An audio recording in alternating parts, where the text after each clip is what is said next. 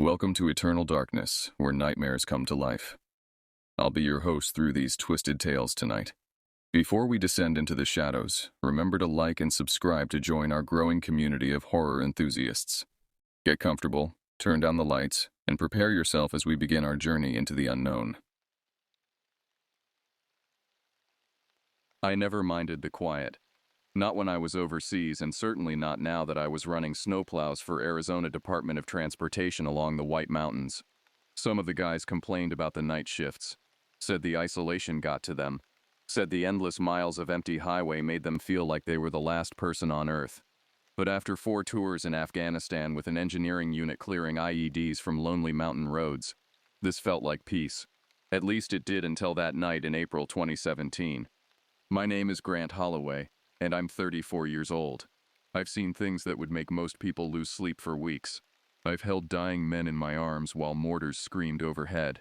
I've diffused explosives with hands that wouldn't stop shaking, knowing one wrong move meant oblivion. I thought I'd left fear behind in those desert mountains half a world away. I was wrong. It was April 18th, technically spring, but winter had decided to make one last stand. The late-season snowstorm had blown in like divine retribution, burying Route 273 beneath more than 2 feet of thick, wet powder, the kind of snow that clings to everything, heavy and suffocating. Dispatch had called me in just after I'd finished dinner, leftover meatloaf I'd barely tasted, telling me it was a 4-hour job at most. Simple enough. Clear the route, get home by sunrise, collect the overtime pay. But the storm was heavier than forecasted. The Weather Service had predicted 6 inches. We were already past 18 and still climbing. Visibility dropped with each passing mile until I could barely see 30 feet ahead. The temperature had plummeted into the teens, and it felt colder every minute, even inside the cab with the heater blasting at full power. The wipers clicked steadily, rhythmically, almost hypnotically as I eased the plow along the dark highway. Snowbanks built on either side like fortress walls, growing taller with each pass. Tall stands of spruce and fir crowded the road. Their thick branches bowed low beneath snow that kept falling and falling. The trees seemed to lean inward, as if trying to reclaim the road from human intrusion. The cab heater fought hard against the cold outside, but I could still feel the chill seeping through the windows like something alive and hungry. Ice formed on the edges of the glass in delicate crystalline patterns that would have been beautiful under different circumstances. My headlights barely pierced the swirling white void ahead. Shadows flickered through my peripheral vision each time the beam swept across the trees, just tricks of light and snow, I told myself. Nothing more. The radio crackled occasionally with fragments of chatter from other drivers on different routes, their voices distorted and distant. I checked in with dispatch every 30 minutes like clockwork, reporting my position and progress. The last transmission had been scratchy, barely intelligible. The storm was playing hell with communications. I was near Crescent Lake, about 40 miles from the nearest town, when I saw the car. A silver Subaru Forester sat at an awkward angle. Its nose crunched deep into a drift on the side of the road. Hazard lights flashed dimly through the heavy snowfall. Nearly buried beneath a mound of fresh powder, the sight sent an immediate jolt of concern through me. It wasn't uncommon for people to underestimate these storms and end up stranded, especially this close to the reservation boundary where cell service was spotty at best. I slowed the plow and rolled to a stop behind the vehicle, the engine settling into a low, rumbling idle. Snow immediately began accumulating on my windshield without the wipers moving. I picked up the radio mic, thumb pressing the call button. "Dispatch, this is Grant Holloway," I said, trying to keep my voice level and professional. "Got an abandoned vehicle near mile marker 47.5, Route 273. Looks stuck good. Going to check it out." Static buzzed back at me, thick and soupy. Faint voices lost somewhere deep in the white noise. Words impossible to distinguish. Reception had been spotty all night, but this was worse than before. I waited a few seconds, then repeated the message. Still nothing but that endless hiss. I logged the vehicle's location into my notebook with numb fingers. 47.5 mic. Silver Subaru Arizona plates. Then zipped up my jacket to the throat and pulled on my heavy work gloves. Before stepping outside, I grabbed my flashlight from its mount on the dash. The metal was cold even through my gloves. The wind hit me like a physical blow the moment I opened the door. Bitter and stinging, it cut through my layers of clothing with contemptuous ease. My eyes watered instantly. tears freezing at the corners. The cold was so intense it made my teeth ache. I trudged over to the Subaru through knee-deep drifts, each step requiring effort as the snow tried to hold me in place. My flashlight beam sliced through the darkness, creating a narrow tunnel of visibility in the swirling chaos. The driver's side door hung wide open, swaying slightly in the wind. Snow had blown inside, already starting to pile up on the empty seat, dusting the dashboard and steering wheel. The interior dome light was still on, casting a weak yellow glow that made the scene somehow more unsettling. The keys dangled from the ignition, swaying and chiming softly with each gust of wind, a lonely, discordant sound. I leaned inside, playing my flashlight beam across the interior. A wallet sat untouched in the cup holder, flipped open to reveal a tribal ID card. The name read Desiree Nakai, White River Apache, age 26. The photograph showed a young woman with a shy smile, dark eyes looking out with quiet warmth, long black hair pulled back in a practical ponytail. She looked kind. She looked real. She looked like someone who should be home safe, not lost in this storm. Then I saw the blood. A large smear of it stained the fabric seat, dark and viscous, already partially frozen into the material. The stain was substantial, not a small cut or nosebleed. This was serious bleeding. My training kicked in immediately, heart rate accelerating as I followed the trail with my flashlight. Blood spatter dotted the center console. More streaked across the inside of the door frame, and a heavy trail of drops led out onto the snow outside, quickly being covered by fresh fall. I stepped back, boots crunching in the snow, and swept the flashlight beam around the Subaru in a wide arc. The wind howled through the trees, making the branches creak and groan. I was looking for signs of a crash, for an injured person who might have stumbled away from the vehicle in shock or confusion. People did strange things when they were hurt and scared. That's when I saw the tracks. Footprints in the snow, but not boot prints, not shoe prints. These were bare feet, clearly defined despite the falling snow, pressed deeply into the powder as if the person making them had been running or stumbling with significant force. The prints led straight from the driver's side door across the narrow shoulder and down the embankment toward the dense woods. I moved closer, crouching down to examine them more carefully. My hands were shaking from the cold, I told myself. The toes were splayed wide, unevenly spaced. The stride was irregular, inconsistent, as if the person was limping badly or stumbling in pain. Some prints showed only the ball of the foot, others the full impression, but what disturbed me most was the spacing. Nobody walks like this, I thought, not normally, not without injury or... I stood up slowly, playing my flashlight beam along the trail of prints. They led straight down the embankment, plunging into the darkness of the forest below. The trees there were dense, packed tight together, their snow-laden branches forming a canopy that blocked out what little light the storm clouds allowed through. My training told me to follow. Someone was hurt, possibly dying from blood loss and exposure. Every minute counted in conditions like these. Hypothermia could kill in less than an hour when you were wet and injured, and the temperature was in the teens. I had a duty to help, to search, to rescue. But something else, something deeper and more primal than training, told me to stop. My gut twisted with an apprehension I couldn't name. It wasn't just the absence of shoes or the bitter cold that nagged at me. It was something about those footprints themselves. The way they looked almost wrong, almost not quite human in their proportions. I stood at the edge of the embankment, my flashlight beam trembling slightly as I pointed it down into the trees. The darkness below was absolute, impenetrable. The kind of darkness that seems to have weight and substance, that presses against your eyes. Deep shadows moved with the wind. Branches creaked and groaned under the burden of snow. And somewhere further in, deeper in the woods, a single branch snapped, sharp and brittle, the crack echoing through the night like a gunshot. "Dispatch," I called into the radio again.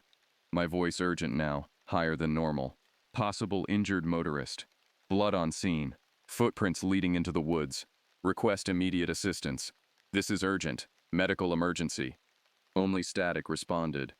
That empty, mocking hiss that seemed to laugh at my isolation. Every nerve in my body screamed at me to stop, to step back from that tree line, to return to the safety of my plow and wait for backup. But the image of that young woman's face on the ID card wouldn't leave my mind. 26 years old, someone's daughter, someone's friend. possibly dying out there in the freezing darkness while I stood here paralyzed by irrational fear. I took a step down the embankment, then another. The snow was deeper here, untouched by the plow, nearly thigh-deep in places. I had to lift my legs high with each step, and the effort left me breathing hard, my breath pluming out in thick clouds. The bare footprints continued ahead of me, still visible despite the accumulating snow. How long had she been out here? An hour? 2? The trees closed in around me as I descended, their branches forming a tunnel overhead. Less snow fell here, caught by the dense canopy, but it was somehow colder. The wind couldn't penetrate as deeply into the forest, but the cold seemed to radiate from the trees themselves, seeping up from the frozen ground. My flashlight beam played across tree trunks, catching on rough bark and reflecting off ice.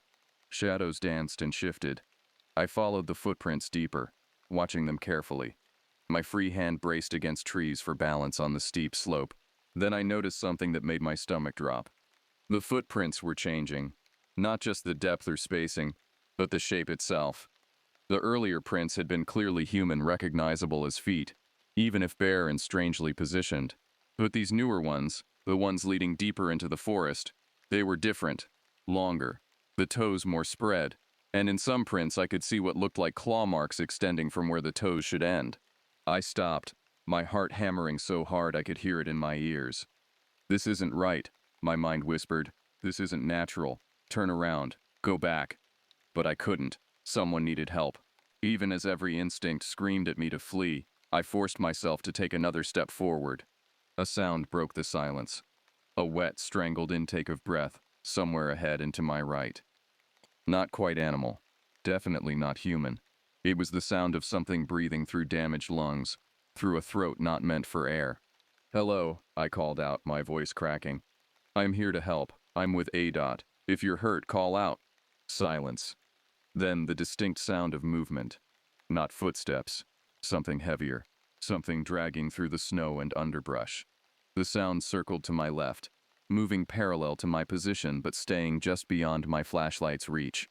I turned, following the sound with my beam. "I have medical supplies. I can help you." A branch snapped directly behind me. I spun around, flashlight shaking now, beam cutting wildly through the darkness. My breath came in short, panicked gasps. Nothing, just trees and snow and shadows. Another branch snapped, this time to my right, then another behind me again. The sounds were deliberate, calculated, as if something was testing me, circling me, keeping just out of sight. That's when I understood with sudden terrible clarity. I was not the rescuer here. I was prey. I began backing up, keeping my flashlight moving in wide arcs, trying to watch all directions at once. My foot caught on a buried root, and I nearly fell, arms windmilling for balance. Behind me, maybe 30 feet away, I heard that wet breathing again, closer now, and underneath it a low sound, something between a growl and a moan, emanating from a chest cavity that seemed too large, too deep. "Oh God," I whispered, and turned to run. I crashed back up the embankment, no longer caring about the footprints, about following protocol, about anything except getting out of those woods. Branches tore at my clothes and face. Snow kicked up around me. My flashlight beam bounced crazily, showing glimpses of trees and ground in dark shapes that might have been shadows or might have been something else. Behind me, the sound of pursuit. Not running, something worse than running. A steady, relentless movement through the undergrowth, matching my pace effortlessly. Whatever was back there wasn't hurrying. It didn't need to. I burst out of the tree line and half ran, half fell up to the road, slipping in the deep snow, using my hands to pull myself forward. I scrambled to my feet and ran to the plow without looking back, yanked the door open and threw myself inside, slamming and locking it behind me. My breath fogged the windows immediately as I sat there, chest heaving, hands shaking so badly I could barely grip the steering wheel. I stared back at the tree line, flashlight pointed out the windshield, scanning for movement. Nothing. The forest was still and silent once more, as if nothing had happened, as if I'd imagined the whole thing. But I knew I hadn't, and somewhere in the rational part of my brain, I realized that Desiree Nakai wasn't running from an accident. She was running from something else, and whatever it was, it had followed her to the road. It was still out there, and now it knew I was here too. I sat in the cab for several minutes, trying to calm my racing heart, trying to convince myself that I'd panicked over nothing. An animal, probably. A deer or elk, disoriented by the storm. The sounds had just seemed wrong because of the wind, because of my nerves, because I was tired and cold. But I didn't believe it. Not really. I picked up the radio mic again, my hand still trembling. Dispatch, this is Holloway. I need backup at my location immediately. Possible dangerous situation. Please respond. Static, endless, empty static. I tried different channels, cycling through the emergency frequencies. Nothing. The storm had to be interfering with transmission, bouncing signals wrong, creating dead zones. That was the only logical explanation. I needed to get moving, to get away from this place. I'd mark the location, report everything in detail once I got back to a working radio, and let the proper authorities handle it. That was the smart thing to do, the safe thing. I shifted the plow back into gear, ready to continue down the route. But before I could press the accelerator, something made me look in the rearview mirror. A figure stood at the edge of the tree line behind me, barely visible in the red glow of my taillights. Tall, impossibly tall, and thin. So thin it looked skeletal, like something that hadn't eaten in months or years. It stood perfectly still, and even from this distance, even through the falling snow and poor visibility, I could tell it was watching me. I pressed the accelerator, and the plow lurched forward. I didn't look back again until I'd traveled nearly a mile, until the abandoned Subaru was far behind me. My hands gripped the wheel so tightly my knuckles ached. It was just past midnight now. Visibility had fallen to less than 50 feet. Snow piled up relentlessly, thickening into heavy drifts that required constant attention to clear. The cab was getting colder despite the heater running at full blast. I could see my breath now, even inside, even with the heat on maximum. Condensation froze on the inside of the windows in intricate patterns. Every mile crawled by painfully slow.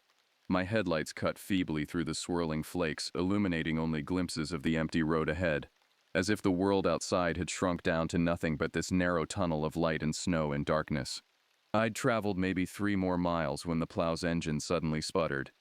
The sound was wrong. Not mechanical, but almost organic, like something choking. Then it jolted hard enough to throw me against the seatbelt. And then it died. Complete silence. Total darkness. Every electrical system failed at once. Headlights out, dash lights off, radio dead, heater silent. Even the emergency flashers went dark. It was as if someone had simply reached in and ripped the battery out. I sat in absolute blackness for a moment, stunned, my breath the only sound. I tried the ignition, twisting the key, then pressing the starter button repeatedly. Nothing. Not even a click. Not even the attempt to turn over. The engine was completely dead. "No," I said aloud, my voice strange in the sudden quiet. "No, no, no. Come on." I tried again, and again. My breath plumed out into visible mist as the warmth rapidly drained from the cab. Already feeling the bite of the cold seeping inside, sharp and immediate, I grabbed my flashlight and stepped out cautiously. The wind had died down somewhat, but the cold was brutal, a physical force that attacked every exposed inch of skin. My flashlight beam cut through swirling powder as I circled to the front of the plow, my boots crunching in fresh snow. I popped the hood, the metal stiff and reluctant, and checked beneath. Battery terminals, secure and clean. Belts, intact, showing no signs of wear. No leaks visible in the oil or coolant. Wiring harness, undamaged. Fuses, all in place. I couldn't find a single visible cause for the sudden shutdown. The engine looked perfect, maintained, exactly as it should be. This should never have happened. Not all at once, not without warning.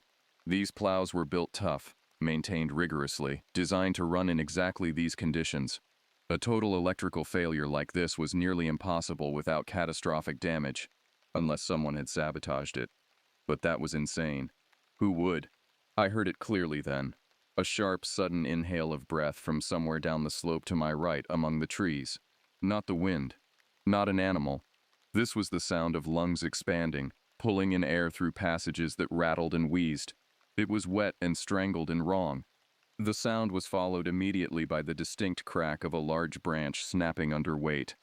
My flashlight beam shook as I swept it toward the tree line. The light skittered nervously over snow-covered spruce, searching for movement, for shape, for anything that would explain the sound. Only darkness met my gaze, darkness and snow, thick, endless, suffocating. But then something shifted. A shadow just beyond where my beam reached, darker than the surrounding darkness, tall and thin, moving slowly between the trees with careful, deliberate steps. I backed toward the cab, not taking my eyes off the trees. My heart pounding so hard I felt dizzy. My hand fumbled for the door handle, found it, pulled it open. I threw myself inside and slammed it shut, hitting the lock button repeatedly, even though the electrical systems were dead. The lock clicked down manually. Thank God for mechanical backups. I sat there in the darkness, breathing hard, fogging up the windows with my panicked exhalations. My hand trembled as I reached under the seat, fingers finding the lockbox where I kept my personal sidearm. I fumbled with the combination, 2743, and pulled out my Ruger .357 revolver. The weight of it in my hand was comforting, solid, real, something that made sense in a world that had stopped making sense. I checked the cylinder out of habit, fully loaded, 6 rounds. I knew from experience that 6 rounds could change a lot of situations. I just hoped this was one of them. I stared out through the windshield, wiping away the condensation with my glove, trying to see into the storm. Nothing moved out there. Nothing stirred. But the silence didn't feel empty. It felt intentional, deliberate. It felt like something was choosing not to make noise, choosing to be still, choosing to wait. The forest outside was quiet and frozen, almost expectant, as if holding its breath. Then the entire plow shifted suddenly. Just a small tilt at first, as though something had stepped onto the bumper at the back. My stomach lurched. The truck rocked slightly, side to side, settling. A scraping sound echoed softly from the rear of the vehicle. Long and rasping, like something hard and sharp being dragged across metal. It moved slowly, deliberately, from the back toward the driver's side. The sound set my teeth on edge, made my skin crawl with primal revulsion. Then came footsteps, heavy, distinct thumps in the snow. Not quite human rhythm, too slow, too measured. They moved along the passenger side of the truck, crunching in the snow, steady and purposeful.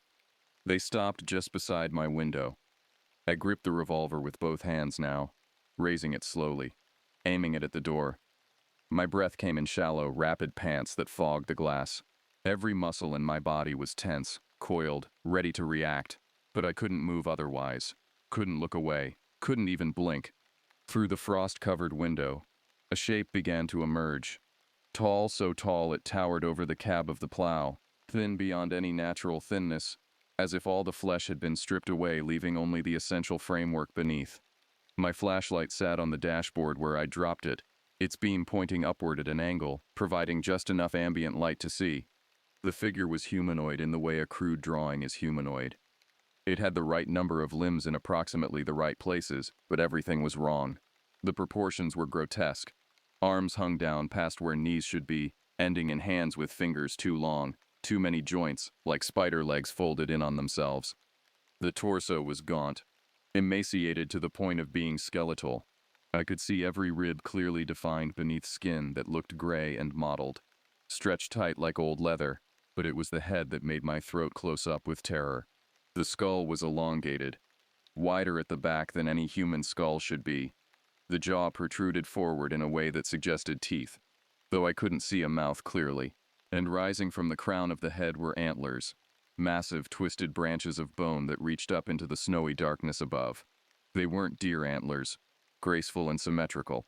These were gnarled and wrong, growing in directions that defied natural development, covered in rough bark-like texture. But worst of all were the eye sockets. Deep, hollow cavities that should have contained eyes but instead held only darkness. Empty voids that somehow still conveyed the sensation of sight, of attention, of focus. Those empty sockets turned toward the cab, toward me, and I knew with absolute certainty that it could see me, even through the frosted glass. We stared at each other for a long moment, or rather it stared at me while I sat paralyzed with horror. My finger rested on the trigger of the revolver. but I couldn't make myself pull it. Some part of my brain, the part still clinging to rationality, knew that shooting through the window was a bad idea, that I might need those bullets, that breaking the window would remove the only barrier between me and whatever this thing was. Time seemed to stop. The wind died. Even the snow appeared to hang motionless in the air. There was only me and this thing, and the thin metal and glass separating us. Then, slowly and deliberately, it raised one of those impossibly long arms. The hand, if it could be called that, had fingers that looked more like talons or claws. Each one was tipped with something black and sharp, something that clicked softly as they moved. The creature extended one finger and tapped it against the glass. Tap, tap, tap. The sound was gentle, almost polite. A knock at the door, a request for entry, but there was nothing polite about the intention behind it. The tapping was slow, rhythmic, patient. It could wait. It had all night. I didn't move, didn't breathe. The revolver trembled uselessly in my grasp, aimed at the door but unable to fire. Every muscle in my body screamed at me to act, to shoot, to scream, to flee, but my survival instincts held me absolutely still. Don't move. Don't draw attention. Don't provoke it. The tapping stopped. The finger remained pressed against the glass for another moment, then slowly withdrew. The creature's head tilted slightly, those empty sockets still fixed on me. Then it tilted further, at an angle no living thing's neck should achieve, as if listening to something I couldn't hear. From the trees behind the plow, another sound shattered the silence. A second inhale, deeper, wetter, more guttural than the first. This one came from multiple directions at once, as if several throats were breathing in unison, as if several pairs of damaged lungs were pulling in the frozen air together. The figure outside my window turned its head sharply toward the sound, those antlers swinging through the air. It stood motionless for several seconds, seeming to listen or sense something beyond my perception. Then, without warning, without any visible signal or reason, it simply stepped away from the truck and disappeared into the swirling snow. One moment it was there, solid and terrifying. The next moment gone, as if it had never existed at all. But I knew it was still out there. I could feel its presence, heavy and oppressive, like a weight pressing down on the air itself. And those other sounds, those breathing sounds from multiple directions, told me I wasn't alone with just one of these things. There were more, maybe many more. I stayed rigid in my seat, frozen by fear and cold in equal measure. The cab temperature continued to plummet. Ice formed on the inside of the windows now, creeping across the glass in crystalline patterns that blocked my view even further. My breath came out in thick clouds that froze almost immediately. Hours passed, or maybe minutes. Time had lost all meaning. My watch read 4:19 a.m., but the numbers might as well have been in a foreign language for all the sense they made. I couldn't feel my fingers anymore, even though they were still wrapped around the revolver's grip. My legs had gone numb from sitting in the same position, but I didn't dare move, didn't dare adjust my posture or try to warm myself, because every few minutes I would hear them, the sounds of movement around the plow, footsteps in the snow, that wet, rasping breathing, the occasional scrape of something hard against metal. They were circling me, over and over, patient and relentless, waiting for something, waiting for me to break, to run, to become easy prey.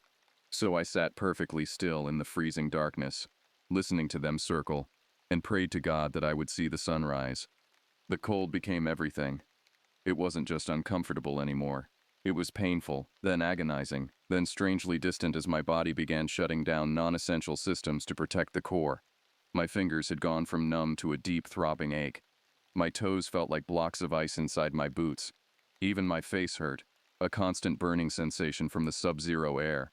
I'd been in cold before. Afghanistan got cold in the mountains, particularly at night in the winter months. But this was different. This wasn't just weather.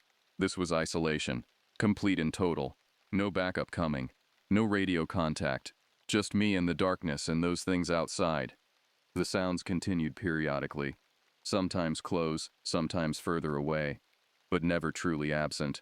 The footsteps would approach the truck, circle it once or twice, then retreat back into the trees. The breathing would start up, that horrible wet rattling, and then stop abruptly as if whatever was making it had suddenly remembered to be quiet. There were scratching sounds against the metal sides of the plow, long, drawn-out scrapes that suggested claws or talons testing the strength of the barrier. Around 3 a.m., something tried the passenger door handle. I heard it clearly, the soft metallic click of the latch being tested. The handle moved down slowly, visible in my peripheral vision, even though I kept my eyes fixed straight ahead. My finger tightened on the trigger. The revolver aimed at the passenger door now. The handle jiggled once, twice, 3 times, testing, exploring, trying to understand how this barrier worked. Then it stopped. No attempt to force it, no violent pulling or yanking, just a cessation of movement followed by silence. Whatever was out there had decided against forcing entry. For now, my mind raced with thoughts I didn't want to think. Where was Desiree Nakai? What had happened to her? Had she encountered these things first? Bleeding and terrified, running through the snow with bare feet. Had they caught her? Was she? No. I couldn't think about that. Couldn't let my mind go down that path. I needed to focus on survival, on getting through this night. Nothing else mattered. The hours crawled by with excruciating slowness. Each minute felt like 10. Each time I glanced at my watch, only a few minutes had actually passed. The darkness pressed in from all sides, thick and oppressive. The silence between sounds was worse than the sounds themselves because during the silence I could imagine anything, could picture them gathering just outside, coordinating an attack, preparing to tear the doors off the truck and drag me out into the snow. Around 4:30, something heavy settled on the hood of the truck. I felt the front end dip slightly under the weight. Metal creaked in protest. Through the ice-covered windshield, I could make out a large, dark shape. It was crouched on the hood, hunched over, and even through the frost I could tell it was looking directly at me. Those empty eye sockets boring through the glass, through the darkness, through my skull and into my brain. We stayed like that for what felt like an eternity. Me inside with my revolver. It outside with God knows what intentions. Neither of us moving. Neither of us breaking the stillness. My heart hammered so hard, I thought it might burst through my chest. Every breath felt like it might be my last. Then, slowly, it raised one of those elongated hands and placed it flat against the windshield. The fingers spread wide, each one grotesquely long, tipped with black claws that scraped against the glass. It pressed down, and I heard the windshield crack, a tiny spiderweb of fractures spreading from beneath its palm. I almost fired then. My finger tightened on the trigger, ready to put 6 rounds through the glass and into whatever this thing was. But something stopped me. Maybe survival instinct. Maybe something deeper. Firing might provoke it. Might bring all of them at once. And then I'd be defenseless, out of ammunition, easy prey. So I waited. And after another small eternity, it lifted its hand. The cracks remained, a permanent mark of its presence. Then it slid off the hood with a heavy thump, and was gone again, melting back into the storm. I realized I was crying, silent tears running down my frozen cheeks, adding to the ice on my face. I wasn't ashamed of it. Fear has its own logic, its own necessity. Sometimes the body just needs to process terror in whatever way it can. The sky began to lighten somewhere around 5:30. Not sunrise, not yet, but that pre-dawn grayness that means the night is finally losing its grip. The change was subtle at first, just a barely perceptible lessening of the absolute blackness. But gradually, slowly, the world outside began to take shape again. I could see the road now, buried under snow. Could see the trees lining both sides, their branches heavy with white. Could see the drifts that had built up around the plow during the long night.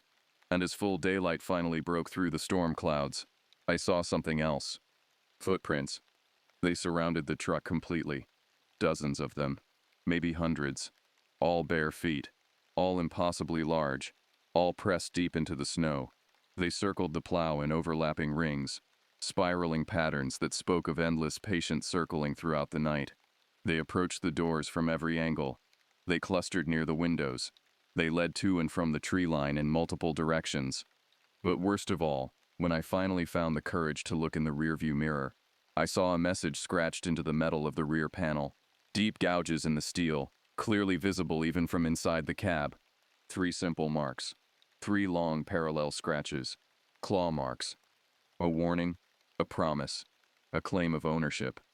As full daylight spread across the frozen landscape, The oppressive feeling of being watched finally began to ease, not disappear, never quite disappear, but lighten enough that I could think again, could plan, could consider options beyond simply surviving the next minute.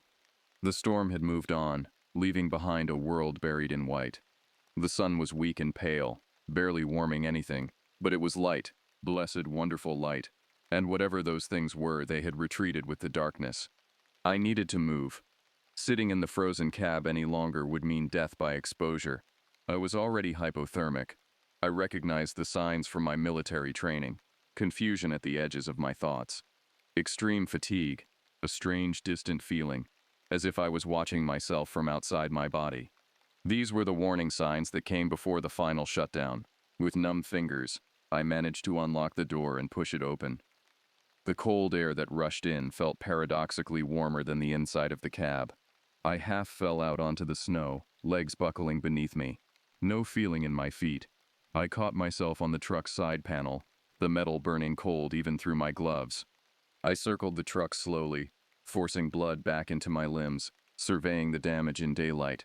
The side mirrors were shattered, twisted outward as if something had grabbed them and pulled with incredible strength. Long scratches scored the paint all along both sides of the truck, claw marks running in parallel lines too high up to be from any normal animal. The passenger door handle was bent at an angle, warped by something trying to force it. And the tracks. God, the tracks were everywhere. They led to the truck from every direction, circles within circles, evidence of the night's vigil. I followed one set toward the tree line, my revolver drawn despite my shaking hands. The prints led down into the forest, but not far, just to the edge of visibility. And there they stopped, as if whatever made them had simply ceased to exist. I turned back to the plow, stumbling through the deep snow. I needed to get to a radio, needed to call for help, needed to report everything. The CB radio inside the truck was dead, but there was an emergency beacon under the dashboard. Even with the electrical system down, it should have an independent power source. I climbed back into the cab and found it, flipping the activation switch. Nothing. The indicator light didn't come on. The beacon was as dead as everything else. "Okay," I said aloud, my voice hoarse and strange. "Okay, walk, just walk." I knew there was a maintenance depot roughly 8 miles back the way I'd come. It was a long walk in these conditions, but possible. I'd survived worse. I could do this. I gathered what I could. The revolver, my flashlight, our emergency blanket from the kit behind the seat. Then I began walking, following my own plow tracks backward through the snow. Each step was difficult, requiring conscious effort. My legs felt like they belonged to someone else, but I kept moving, knowing that stopping meant death. The first mile was the hardest. My body wanted to shut down, to rest, to sleep. The cold wrapped around me like a seductive embrace, whispering that it would be so easy to just lie down in the snow, just for a minute, just to rest. But I'd been trained to recognize these thoughts for what they were, the hypothermia talking, the body's final surrender. So I kept walking, one foot after another, counting my steps to give my mind something to focus on. 100 steps, 200, 500, 1,000. The sun climbed higher, but provided no warmth. The landscape was eerily silent. No birds, no wind, nothing but the crunch of my boots in the snow. I saw no other tire tracks, no sign that anyone else had been on this road since I'd plowed it the night before. The isolation was complete.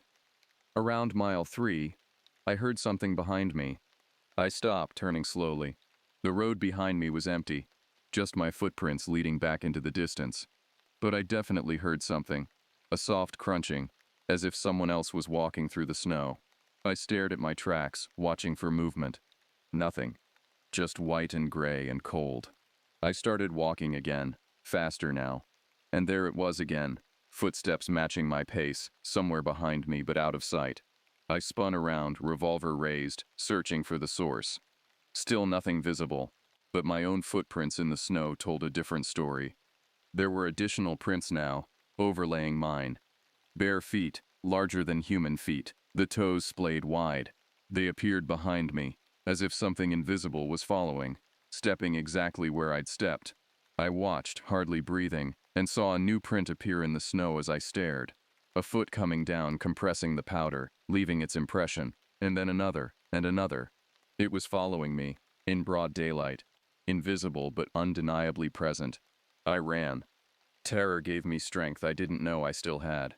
I crashed through the snow, no longer caring about conserving energy or watching for obstacles. I just ran, boots pounding, breath tearing from my lungs in ragged gasps. And behind me, those footsteps matched my pace, sometimes one stride behind, sometimes two, never gaining but never falling back either. Miles passed in a blur of panic and exhaustion.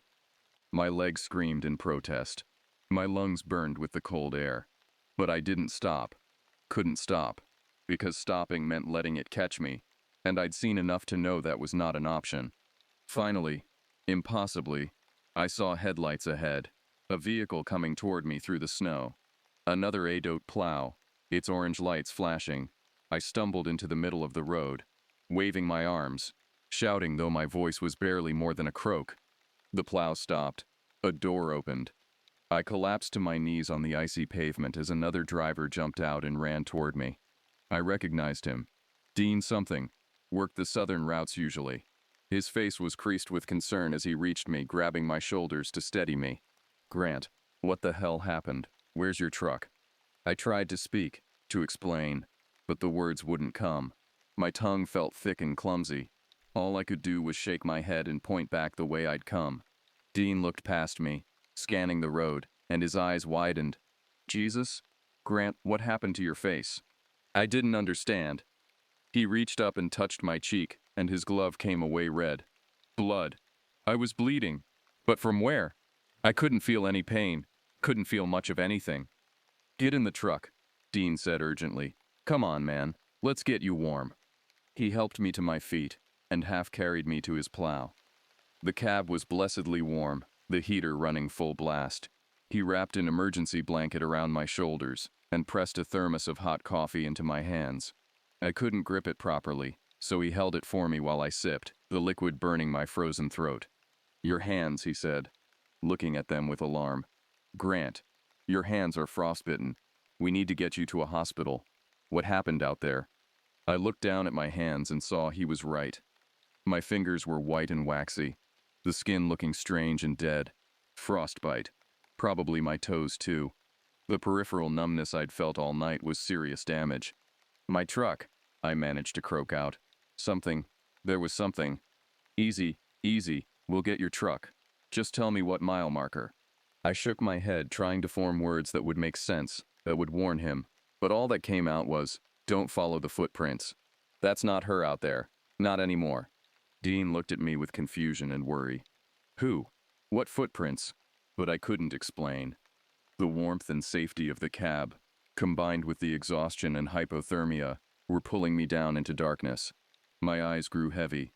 Dean was talking on the radio, calling for an ambulance, giving coordinates. His voice seemed to come from very far away. Before I lost consciousness, I managed one more sentence. Tell them to wait for daylight. Don't go out there at night. Then the darkness took me. I woke up in a hospital in Show Low, 2 days later. Frostbite had claimed 3 of my fingers on my right hand. They'd had to amputate at the first knuckle. My toes were saved, barely. The scratches on my face had required stitches. I'd somehow cut myself during the night, though I had no memory of how. The doctors said I was lucky. Another hour in that cold and I'd have been dead. They attributed my survival to my military training, my physical fitness, my sheer determination to keep moving. None of them understood that luck had nothing to do with it. Those things in the forest could have killed me at any time. They'd chosen not to. The official report from ADOT and the Apache County Sheriff's Department was straightforward. I'd suffered a mechanical failure during the storm, experienced severe hypothermia, and hallucinated due to exposure and stress. The damage to the truck was attributed to ice and wind, the scratches to debris blown against the metal during the storm. The mysterious footprints around the vehicle were never mentioned in the report, though I'd told multiple investigators about them. Desiree Nakai was never found. Her car was recovered, towed away, cataloged as an abandoned vehicle. The blood on the seat was confirmed to be hers, AB negative, matching her medical records. But without a body, without witnesses, without any concrete evidence of foul play, the case remained open and unsolved. Just another missing person in a region where people occasionally vanished into the vast wilderness. The tribal police were more willing to listen than the county sheriff. An older officer, a man named Tom something, spoke with me privately. He didn't dismiss my story the way the others had. When I described what I'd seen, he nodded slowly, his face grave. "The winter spirits," he said quietly. "We have stories about them. Old stories that predate the reservation, predate even our people coming to these mountains. They don't usually come this close to the roads, to civilization. But when they do," he shrugged, "people disappear. Always in winter, always during storms. The bodies are never found." "What are they?" I asked. He shook his head. "Names have power. Speaking of them, especially during their season, can draw their attention. It's better not to know. Better not to think about them. Better to stay off those mountain roads at night when the storms come." I was medically retired from ADOT 6 months later. Technically, it was due to the frostbite injuries, the loss of fingers making it difficult to operate heavy machinery safely. But we both knew the real reason. I'd submitted my resignation before they could even start the medical review process. Nothing could compel me to return to Route 27-3. Nothing could make me drive those mountain roads again, especially not at night, especially not in winter. I found work in Phoenix as far from the White Mountains as I could get while staying in Arizona. Office work, climate-controlled, surrounded by people and lights and noise. Safe, urban, ordinary. Some nights I wake up in a cold sweat, certain I can hear that wet, rattling breathing outside my window. But when I look, there's nothing there. Just the desert city, dry and hot and free of snow. I kept one thing from that night, a single reminder of what happened. Before they scrapped my truck, I went to the salvage yard where it had been towed. I took photographs of the scratches along the sides, of the bent door handle, of the cracked windshield. But mostly I took pictures of the rear panel, where those 3 claw marks had been gouged into the steel. Clear, unmistakable, undeniable proof that something had been there. The photographs are locked in a safe deposit box now. I don't look at them often, but I know they're there. Evidence of a truth that the official reports denied, that the investigators dismissed, that rational minds couldn't accept. I know what I saw. I know what stalked me through that endless night. And I know with absolute certainty that Desiree Nakai ran into those woods not because she was confused or injured or disoriented. She ran because something was chasing her, something that had already marked her as prey, something that had followed her to that lonely stretch of highway and waited for its moment. Sometimes I wonder if she suffered, if it was quick, if she's still out there somewhere in those vast forests, or if she was consumed entirely, leaving nothing behind but blood and footprints in the snow. I try not to think about it, try not to imagine her final moments, her terror, her pain. But every winter, when the first snowstorm warnings appear on the news, when the weather reports mention heavy accumulation in the White Mountains, I feel a deep instinctive dread, because I know those things are still out there, still patient, still hunting, waiting in the darkness between the trees, following the bare footprints they compel their victims to make, marking their territory with claw marks in metal and flesh. And I know, though I've never returned to confirm it, that Route 273 still runs through those mountains, still gets snowed in during winter storms, still requires ADO drivers to plow it clear, working long night shifts in isolation, trusting their equipment and their training to keep them safe. I hope they're more careful than I was. I hope they recognize warning signs I missed. I hope they understand that some roads, some nights, some storms are better left alone.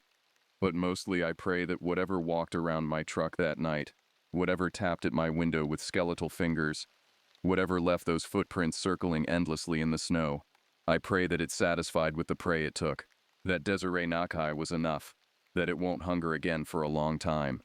Because if I'm wrong, if it's still hunting, then somewhere out there tonight, another driver is pulling their plow along that dark highway. Another set of headlights is cutting through falling snow.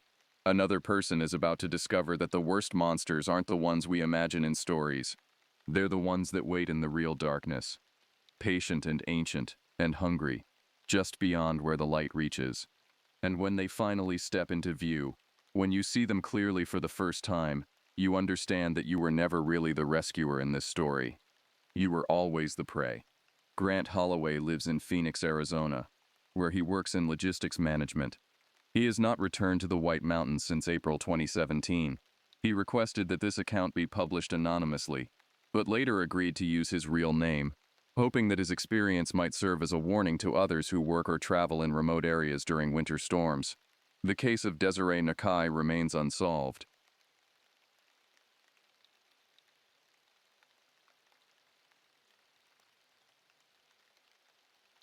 In the summer of 2017, 8 years ago now, my life consisted of dead-end shifts at a warehouse and weekend binges with my buddies.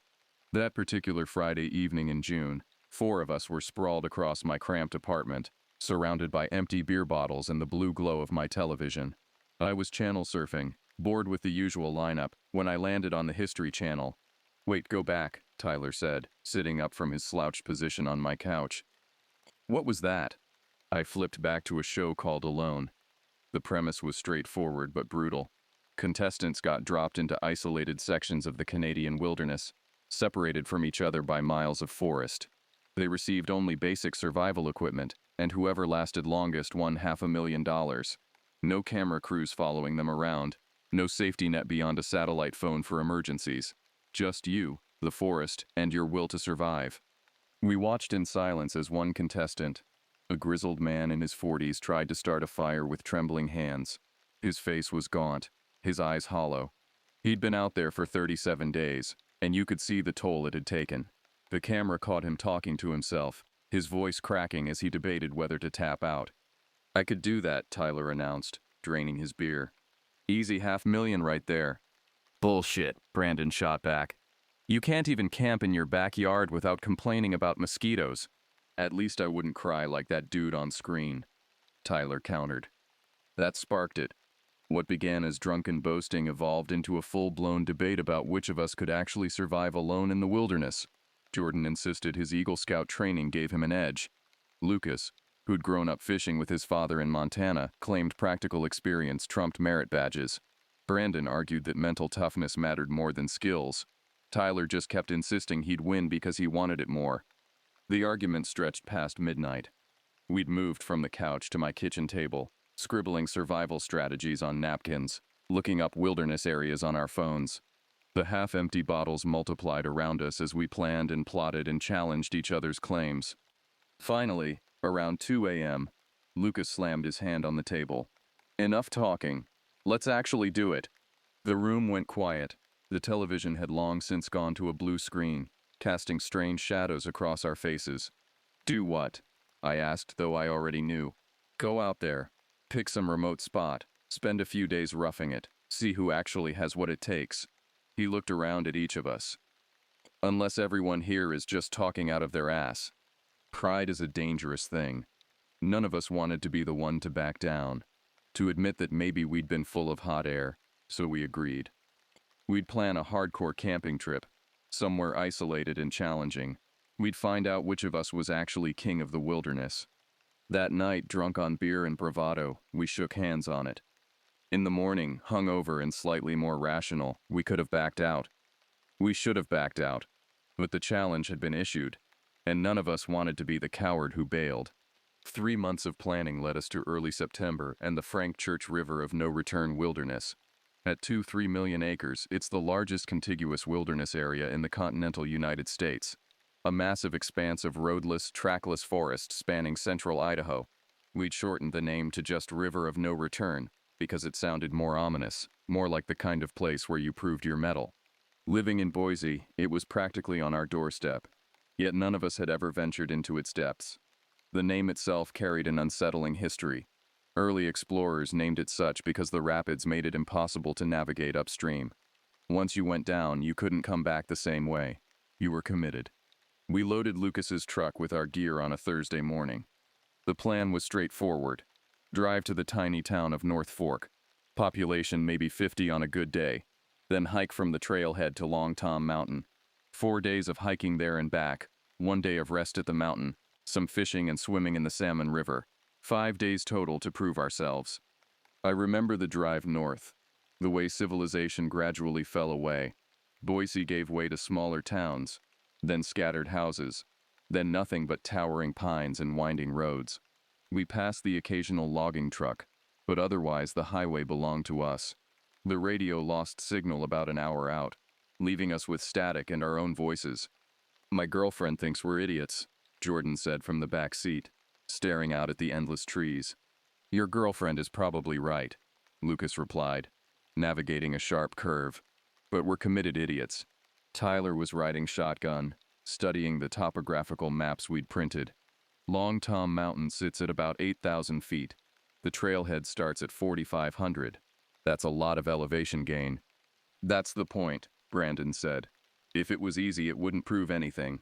North Fork appeared around noon. A handful of buildings clustered where two roads intersected.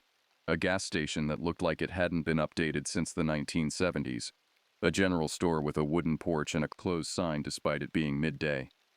3 pickup trucks sat in the dirt parking lot of what might have been a bar or might have been someone's house. It was hard to tell. We stopped at the gas station to top off and use the bathroom. The attendant was an old man with a weathered face and suspicious eyes. When Tyler mentioned we were heading to Long Tom Mountain, the man just stared at us for a long moment. "You boys know what you're doing out there?" he asked finally. "We've done our research," Lucas assured him. The old man grunted, unimpressed. "Research don't mean much when you're 10 miles from the nearest road." He took Tyler's cash for the gas. "Stay on the marked trails. Don't mess with what you find out there. And if you see something that don't feel right, trust your gut and leave." We laughed about it as we drove the final bumpy miles to the trailhead. Typical small-town paranoia, trying to spook the city boys. But I'll admit, his words stuck with me. There was something in his tone, a flatness that suggested he wasn't trying to scare us so much as warn us. The trailhead was nothing more than a small clearing with a weathered wooden sign and a rusty metal box containing a logbook for hikers.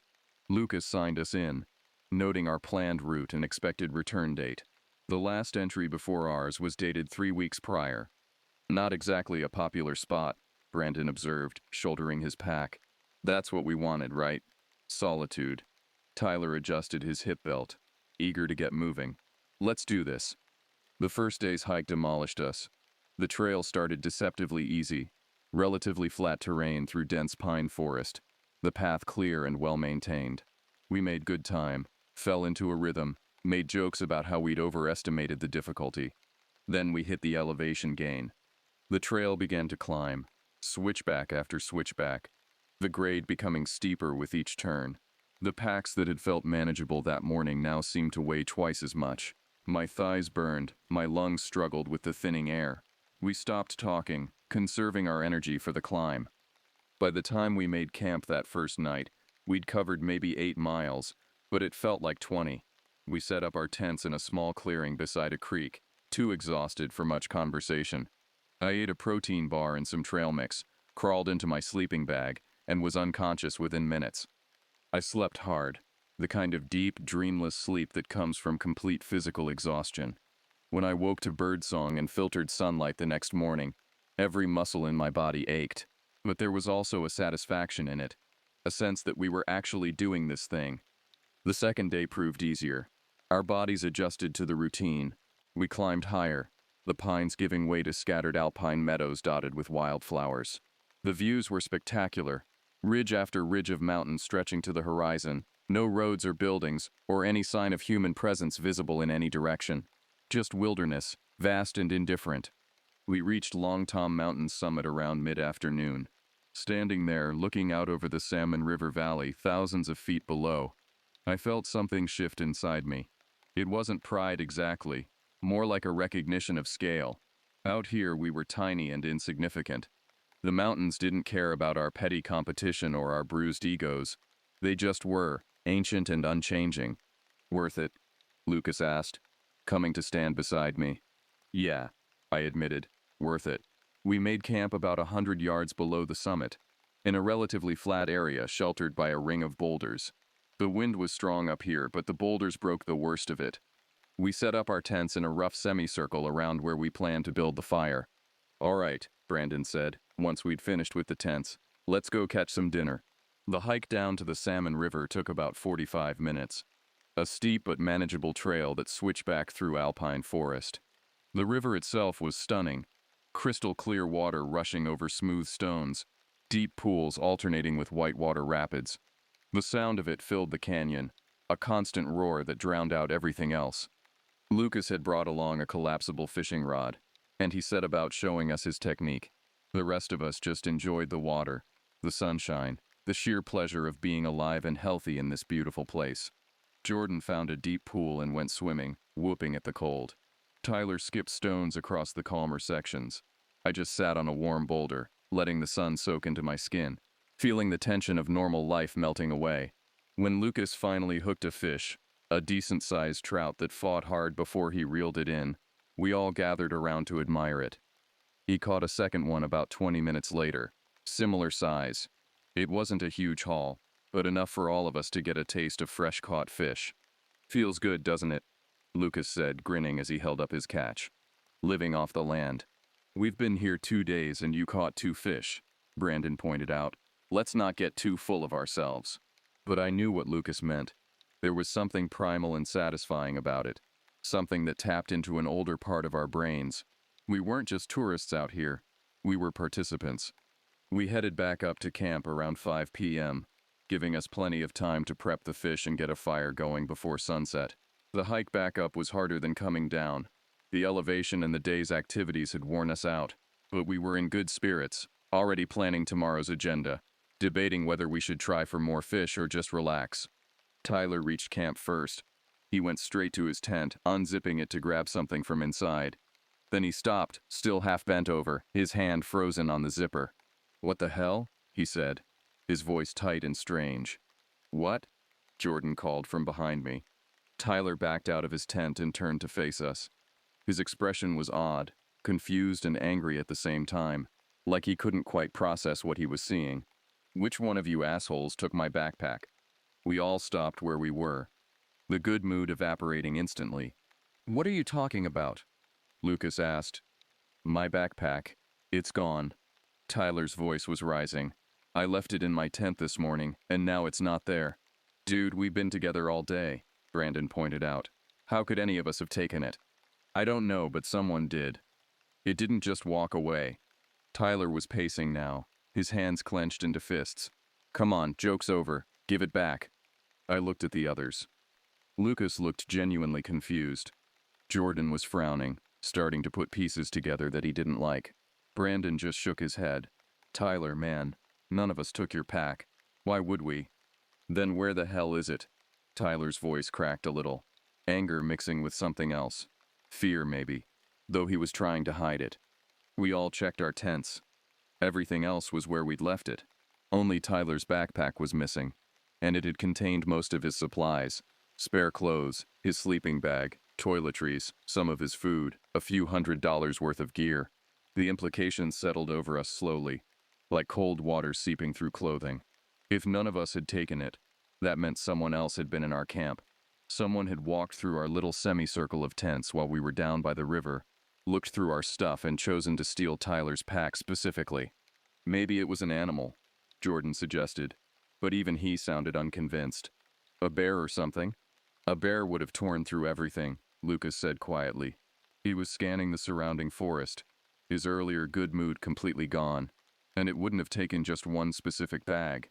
"So someone was here," Brandon said it flatly, stating the obvious truth we were all avoiding.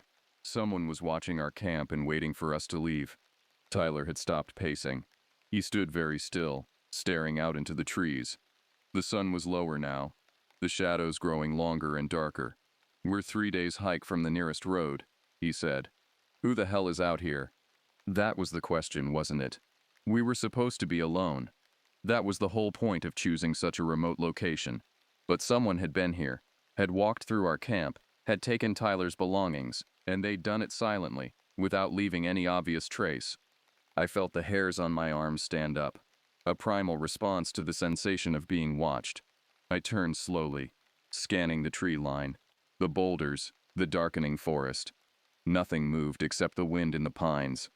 "Maybe it was another hiker," I suggested, trying to convince myself as much as anyone. Someone who needed supplies and saw an opportunity. "Out here, 3 days from anywhere?" Lucas shook his head. "And why take the whole pack? Why not just grab food if you were desperate?" "Because they're not desperate," Tyler said, his voice hard now. "They're fucking with us." The temperature seemed to drop as the sun sank toward the horizon. What had felt like a safe campsite an hour ago now felt exposed, vulnerable. We were surrounded by forest, by 1,000 places someone could hide and watch us. We need to search for it, Tyler said suddenly. My pack. Whoever took it can't have gone far. Tyler, it's almost dark, Lucas protested. We don't know the area, and we don't know who we're looking for. Going off into the woods right now would be stupid. So we just let them get away with it. We don't even know which direction they went, I pointed out. And honestly, I'd rather not run into whoever did this. Tyler turned on me, his face flushed with anger. So we're just going to be a bunch of cowards? Let some thief walk all over us? I'm saying we should be smart about this, I shot back. We're not equipped for a manhunt, and we don't know what we're dealing with. We should move camp, Lucas said. Find somewhere else to spend the night. If someone knows we're here. No way, Tyler cut him off. I'm not running. That's exactly what they want. The argument escalated. Tyler and Brandon wanted to go searching, to track down whoever had violated our camp. Lucas and Jordan wanted to relocate before dark. I was somewhere in the middle, angry about the theft but increasingly uneasy about the whole situation. In the end, Tyler stormed off into the woods, Brandon following reluctantly. We'll do a quick loop, Tyler called back. 30 minutes, stay here. They disappeared into the trees, and the three of us remaining stood in awkward silence. The fish Lucas had caught were still in his pack, forgotten. The fire we'd planned to build remained unmade. The whole evening had soured completely. This is bad, Jordan said quietly. Someone stole from us, and now 2 of our group have gone off looking for them. What if... They'll be fine, Lucas interrupted, but he didn't sound certain. Tyler's just blowing off steam. They'll walk around, won't find anything, and come back calmer. But I could see Lucas was worried too. We all were. The wilderness didn't feel beautiful anymore. It felt threatening, full of hidden watchers and unknown intentions. True to his word, Tyler returned about 30 minutes later, Brandon trailing behind him. But Tyler's anger had shifted into something else, a brooding resentment mixed with defeat. They'd found nothing, no sign of the thief or the stolen pack. Let's just eat and get some sleep, Lucas suggested. We'll figure out what to do in the morning. Nobody had much appetite, but we forced ourselves to eat the fish Lucas had caught. It was good, perfectly cooked over our small camp stove, but it tasted like ash in my mouth. The easy camaraderie of the afternoon was gone, replaced by tension and unspoken fear. We didn't build a big fire. Nobody wanted to advertise our position any more than necessary. Instead, we gathered around Lucas's small camping stove, huddled in our jackets as the temperature dropped with nightfall. The darkness up here was absolute. No light pollution. No moon yet. Just the tiny glow of our stove and the stars overhead. It should have been beautiful. Instead, it felt oppressive, like the darkness was pressing in on us from all sides. I'm sorry, Tyler said eventually, staring at the stove's blue flame. I shouldn't have called you guys cowards. This whole thing is messed up. It's okay, I told him, though it wasn't really. We're all freaked out. We should have moved camp, Jordan muttered. Too late now, Lucas said. Let's just try to get through the night, then reassess in the morning. But none of us slept well that night. We took turns keeping watch, sitting outside our tents with flashlights, jumping at every sound. The forest at night is never truly quiet. There are always sounds, always movement. Branches creaking, small animals rustling, the wind moving through the pines. Every sound made my heart race, my imagination conjuring scenarios of someone creeping toward us through the darkness. When dawn finally came, gray and cold, we were all exhausted. But at least we'd made it through the night without incident. That had to count for something. We broke camp quickly, driven by an unspoken consensus that we needed to leave Long Tom Mountain behind. The place had been ruined for us, tainted by theft and paranoia. Our grand adventure had devolved into something else entirely, and none of us wanted to spend another night feeling like prey. The plan was to head back down the trail, covering as much ground as we could manage. If we pushed hard, we might make it all the way to the trailhead by nightfall, though that would mean hiking for 12 or 13 hours straight. More realistically, we'd need to make one more camp before completing the hike out. We descended from the summit in silence, each of us lost in our own thoughts. The morning was beautiful. Crisp air, brilliant sunshine, the mountains sharp and clear against a perfect blue sky. But I couldn't enjoy it. I kept looking back over my shoulder, scanning the trail behind us, searching for any sign that we were being followed. Around mid-morning, we stopped for a brief rest and some water. Jordan wandered off to relieve himself, taking his pistol with him. None of us went anywhere alone anymore without being armed. He walked about 50 yards off the trail, looking for privacy behind some brush. We heard him before we saw him, a strangled shout that cut through the quiet morning like a gunshot. All four of us were on our feet instantly, hands going to our weapons, running toward the sound. Jordan met us halfway, his face drained of color, his eyes wide. He was breathing hard, not from exertion but from panic. "There's someone out there," he gasped. "I saw him, through the trees." "What? Where?" Tyler had his pistol out, scanning the forest. Jordan pointed back the way he'd come, his hand shaking. "I was looking for a spot to go, checking around to make sure I had privacy, and I saw him, standing there, just standing there, watching." "Did he do anything?" Lucas asked. "Did he say anything?" "No, he was just there, maybe 100 yards away between the trees." Jordan swallowed hard. His face was painted white, completely white, like some kind of clown or mime or something, but not funny. Not funny at all. The words hit us like a physical blow. For a moment, nobody spoke. "You're sure?" I finally asked. "About the white face?" "On my life, man." His whole face was white, and he was just standing there, completely still, watching me. Jordan's voice cracked. "The second I saw him, I ran. I don't know if he followed or if he's still there or what." Tyler looked like he was about to charge into the woods, but Lucas grabbed his arm. "Don't. We don't know what we're dealing with here. We know he's a thief who steals from campers." Tyler shot back. "We don't know that's all he is," I said quietly. "Why would someone be out here alone, paint their face white, and just watch us? That's not normal." "None of this is normal," Brandon added. He was pale too, his earlier bravado completely gone. "What kind of person does this?" We stood there in a tight group, all of us facing outward, watching the forest around us. Every shadow, every movement of wind through branches, every bird taking flight. It all felt threatening now. "Could have been paint or mud," Tyler suggested, but he didn't sound convinced. "Maybe he's just some weird hermit." "With my backpack," Tyler added bitterly. "Some weird hermit with my stuff." Lucas pulled out his map, studying our position. "We're still about 15 miles from the trailhead. If we move fast, stay together, we can make it by dark." "Screw making it by dark," Jordan said. "Let's walk through the night if we have to. I am not spending another night out here with that freak following us."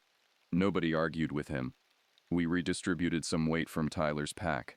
He'd been carrying it despite losing most of his gear, and started hiking. Not the measured, sustainable pace we'd maintained before, but a fast, almost panicked march. We were running away, though none of us wanted to admit it. The trail wound through dense forest, offering plenty of cover for anyone who wanted to follow us unseen. I kept looking back, certain I'd see that white face staring at us through the trees. My imagination supplied details Jordan hadn't provided: a skeletal grin, hollow eyes, something inhuman wearing a human shape. "Why white?" Brandon asked as we hiked. "Why paint your face white?" "Does it matter?" Tyler responded. "I don't know. Maybe. Like, is it war paint? Is he trying to scare us? Is it some weird ritual thing?" "You're not helping," I told him. We stopped talking after that, saving our breath for hiking. The temperature climbed as the day wore on, but I couldn't shake the cold feeling that had settled in my gut. We were being hunted. That's what this was. Someone was out here playing a game with us, and we didn't know the rules. Around 2 p.m., we stopped briefly for food and water. Nobody had much appetite, but we forced ourselves to eat, knowing we needed the energy. Tyler was studying the forest around us with an intensity that worried me. "We should set a trap," he said suddenly. "We know he's following us. We could wait for him, catch him when he shows up." "Catch him how?" Lucas asked. "We're not special forces, Tyler. We're 5 guys who work regular jobs and thought it would be fun to go camping. He clearly knows these woods better than we do." "So we just keep running?" "Yes," I said firmly. "That's exactly what we do. We get to Lucas's truck, we drive to the nearest town, we tell the police what happened, and we let them deal with it." "The cops aren't going to do anything," Jordan muttered. Some weirdo in the woods? They'll take a report and forget about it. He was probably right. But I didn't care. I just wanted to be away from here. Back in civilization where things made sense, and people didn't paint their faces white and stalk hikers through the wilderness. We kept moving. The afternoon stretched into evening, the shadows growing longer. My feet ached, my legs burned, my shoulders screamed from the pack's weight, but I didn't care. I would have walked until my legs gave out if it meant getting away from the river of no return. As the sun began to set, we started discussing whether we could actually hike through the night as Jordan had suggested. Lucas had a headlamp, and a couple of us had flashlights, but navigating the trail in complete darkness would be slow and dangerous. We might miss a turn, get lost, end up more vulnerable than if we just made camp. There's a decent campsite about 2 miles ahead, Lucas said, checking his map by the dying light. I remember it from the hike in. Relatively open, good sightlines. We could make a big fire, take turns on watch. Nobody liked it, but it was the practical choice. We couldn't hike safely in the dark, not through terrain this rugged, so we pushed on to Lucas's campsite, arriving just as the last light faded from the sky. The campsite was as Lucas described, a relatively flat area beside a stream, with less dense tree cover than most of the surrounding forest. We could see about 50 yards in most directions before the trees closed in. It wasn't perfect, but it was better than being surrounded by thick forest. We set up camp quickly and efficiently, our earlier squabbles forgotten in the face of shared danger. The tents went up in a tight cluster rather than spread out. We built a fire much larger than necessary, feeding it with dead branches until the flames leaped 10 feet high. The light pushed back the darkness, created a bubble of safety that we clung to desperately. We take 2-hour shifts, Lucas announced, 2 people on watch at a time. Everyone sleeps with their weapon accessible. If you see or hear anything at all, you wake everyone else up. No heroes, no investigating strange sounds on your own. We stick together. We drew straws for the watch schedule. I got the 2 or 4 a.m. shift with Brandon. Until then, I tried to rest, lying in my tent with my eyes closed but my mind racing. Every sound outside made me tense, my hand instinctively moving toward the pistol I'd placed beside my sleeping bag. I must have dozed eventually because Tyler was shaking me awake, telling me it was my turn. I crawled out of my tent into the cold night air. The fire had died down some, but Brandon was feeding it fresh wood, bringing it back to life. "See anything?" I asked, settling beside him near the fire's warmth. Trees. Darkness. The usual. He didn't look at me, keeping his eyes on the forest. But I keep feeling like we're being watched, like there are eyes out there just beyond the firelight. I knew exactly what he meant. The darkness pressed in on us, absolute and impenetrable beyond our small circle of light. Anything could be out there, anyone. "You think he's really out there?" I asked. "Right now?" Brandon was quiet for a moment. "Yeah," he said finally. "I think he's been following us all day. I think he's out there right now, watching us, waiting." "For what?" "I don't know. That's what scares me." We sat in silence after that, feeding the fire, turning slowly to scan in all directions. The night sounds of the forest continued around us. Wind, creaking branches, the burble of the stream. Normal sounds, but my paranoid brain tried to find patterns in them, tried to interpret them as footsteps, or breathing, or the rustle of someone moving through undergrowth. Around 3:30 a.m., Brandon suddenly grabbed my arm. "Did you hear that?" "What?" "Listen." I strained my ears, trying to filter out the fire's crackle and the stream's noise. For a moment, nothing. Then I heard it. A sound that might have been a branch breaking, might have been nothing, coming from somewhere in the darkness to our left. "Could be an animal," I whispered. "Could be." We both stood up, Brandon grabbing his flashlight and sweeping the beam across the trees.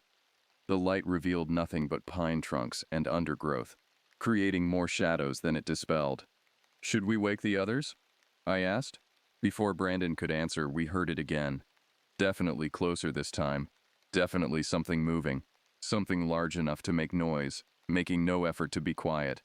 "Wake them up," Brandon said, his voice tight. "Wake them up now." I ducked into the nearest tent, Lucas's, and shook him awake. We heard something. "Get up." Lucas was instantly alert. Years of early fishing trips with his father having trained him to wake quickly. He grabbed his pistol and flashlight and emerged from the tent in seconds. "What is it?" "Something moving in the trees," Brandon said. "West side of camp." By now the commotion had woken Jordan and Tyler as well. They emerged from their tents, weapons in hand, looking frightened and half asleep. "There," Jordan hissed, pointing. "I saw something move." We all aimed our flashlights in that direction, the beams converging on a spot about 40 yards away. The lights revealed trees, shadows, nothing obvious. Then something did move, a shift of darkness. There and gone so fast I almost convinced myself I'd imagined it. "Show yourself," Tyler shouted, his voice cracking with stress and exhaustion. "We're armed. We will shoot." The forest swallowed his words, gave nothing back. We stood in a defensive cluster, backs to the fire, watching the darkness. Minutes passed. 5, 10. Nothing moved except branches in the wind. "Maybe it was an animal," Lucas suggested, but he didn't sound convinced. "Maybe," I agreed, equally uncertain. We stayed on high alert for the rest of my shift and well into Jordan's. By the time dawn began to gray the eastern sky, we were all awake, too wired on adrenaline and fear to sleep. We broke camp as soon as we had enough light to see by, none of us wanting to spend another moment in that place. "How far to the trailhead?" Tyler asked as we shouldered our packs. "Maybe 10 miles, Lucas estimated. If we move fast, we can be there by early afternoon." We set out at a near jog, the trail winding downhill now. As we descended from the high country, the forest changed as we lost elevation, the alpine areas giving way to denser pine and fir, thicker undergrowth. Better cover for someone following us. Worse sight lines for us to spot them. About 2 hours into the hike, Jordan called for a stop. Not for rest, but because he'd spotted something. "Up there," he said, pointing ahead along the trail. "Is that?" We approached cautiously, though we could see it clearly from 50 yards away. Hanging from a branch that extended over the trail was Tyler's backpack. The straps had been cut short and tied to the branch, suspending the pack about 7 feet off the ground. It swayed slightly in the breeze, twisting slowly, and jutting from it, bristling like porcupine quills, were arrows. At least a dozen of them, maybe more, punched through the pack at various angles. We stopped dead, staring at it. Nobody spoke for a long moment. "What the hell?" Brandon finally whispered. Tyler approached slowly, reaching up to touch one of the arrows. He pulled it out with some effort. They'd been shot with enough force to punch completely through the pack and embed in the fabric on the other side. "Hunting arrows," he said, examining it. "Broadhead tips. These are designed to kill deer. Or people," Jordan added quietly. The implication was clear and terrifying. This wasn't just theft anymore. This was a threat, a demonstration. Our follower had Tyler's pack, could have kept it, but instead chose to return it like this. A message written in arrows and destruction. Lucas pulled out his phone, taking photos of the pack, the arrows, everything. "The cops need to see this. This is evidence of, I don't even know what. Stalking, intimidation, assault. Did anyone hear anything last night?" I asked, while we were watching. "Did anyone hear him setting this up?" Everyone shook their heads. Whoever our stalker was, he was good. Frighteningly good. He'd moved ahead of us, found a spot on our route, and set up this display without us hearing a thing. "How did he know we'd come this way?" Brandon asked. "There's only one trail out," Lucas pointed out. He didn't need to guess. Tyler cut the pack down, examined its contents. Everything was ruined, shot through with arrows, some of it stained with what might have been mud or might have been something else. He kept one of the arrows, pocketing it, then left the rest of the pack where it fell. "Let's go," he said, his voice flat. "I want to get the hell out of here." We moved even faster after that, driven by a fear that had moved beyond mere nervousness into something approaching terror. Whoever was out here with us, he wasn't just weird or antisocial, or even criminal in a normal sense. He was dangerous, probably unstable, and apparently wanted us to know he could hurt us whenever he chose. The implications of the arrows kept circling through my mind. Those were kill shots. The force required to shoot an arrow through a backpack, through fabric and camping gear, and come out the other side. That was serious draw weight. Professional hunting equipment in the hands of someone who clearly knew how to use it. And if he'd wanted to shoot one of us instead of the pack, could we have stopped him? The answer I knew was no. We were hikers with pistols. He was hunting us with a compound bow from the cover of dense forest. If he'd wanted us dead, we'd be dead. So what did he want?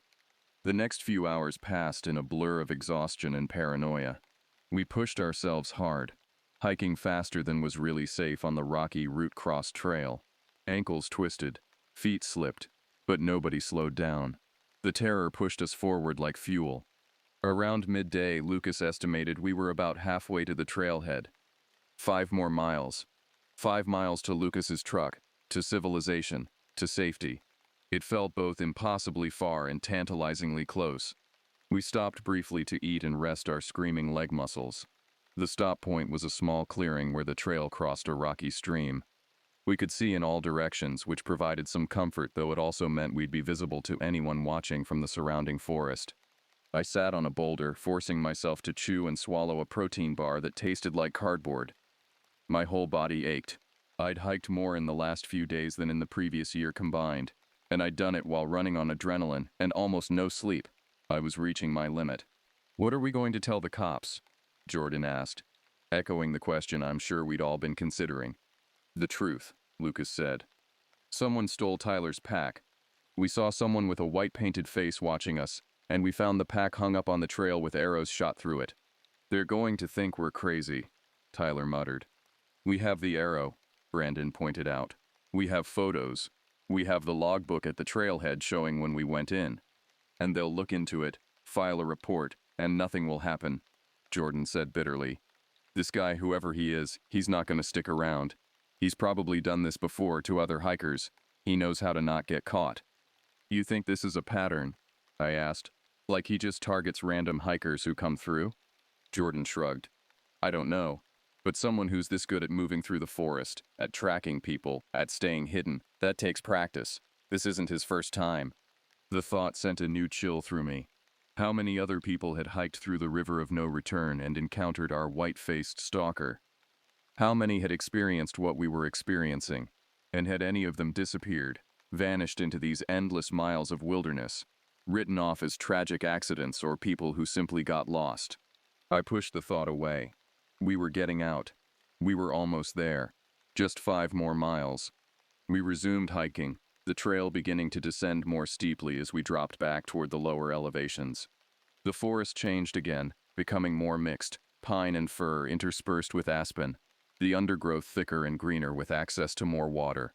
Beautiful, in another context. Now it just meant more places to hide, more cover for someone following us. Around 3 p.m., we rounded a bend and Lucas suddenly stopped so fast that I nearly ran into him. "What?" Tyler asked from behind me. "What is it?" Lucas pointed at the trail ahead. At first, I didn't see what had made him stop. Then my eyes adjusted, focused, and I saw them. Footprints. Not ours. We'd been hiking in a tight single-file line, and these prints crossed the trail at a diagonal, coming from the forest on one side and disappearing into the forest on the other. Boot prints. Fairly large, deeply impressed in a muddy section of trail.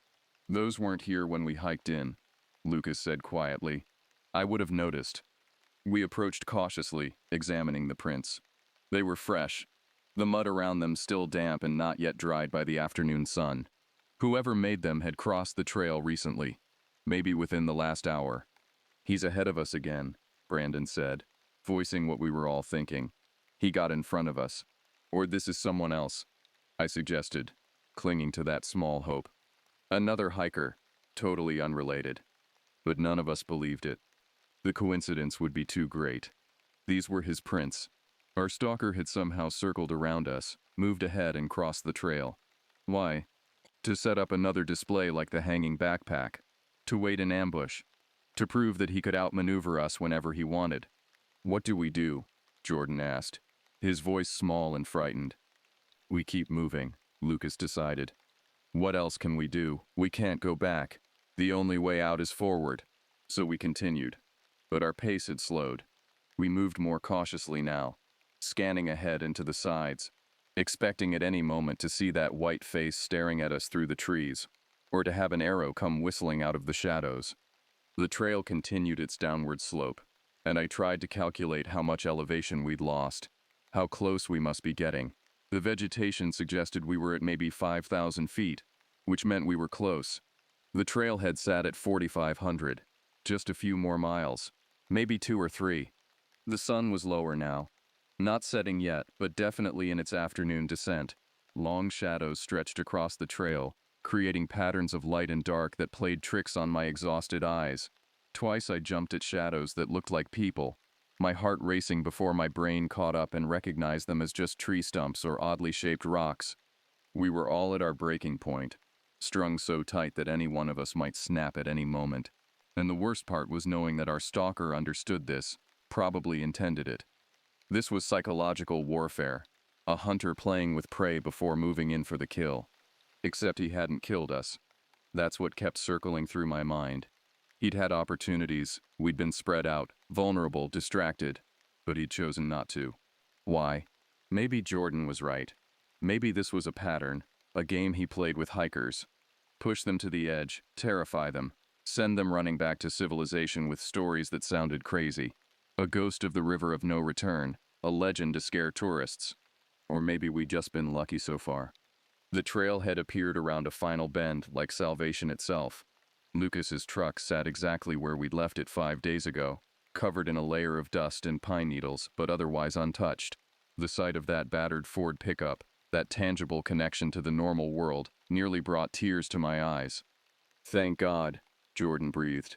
And we all broke into a run for the last 100 yards. We threw our gear into the truck bed with no care for organization, just wanting everything loaded as fast as possible. Lucas fumbled with his keys, his hands shaking from exhaustion and stress. The engine turned over on the second try, and the sound of it, that normal mechanical civilized sound, was the most beautiful thing I'd heard in days. "Drive," Tyler said from the back seat. "Just drive." Lucas didn't need to be told twice.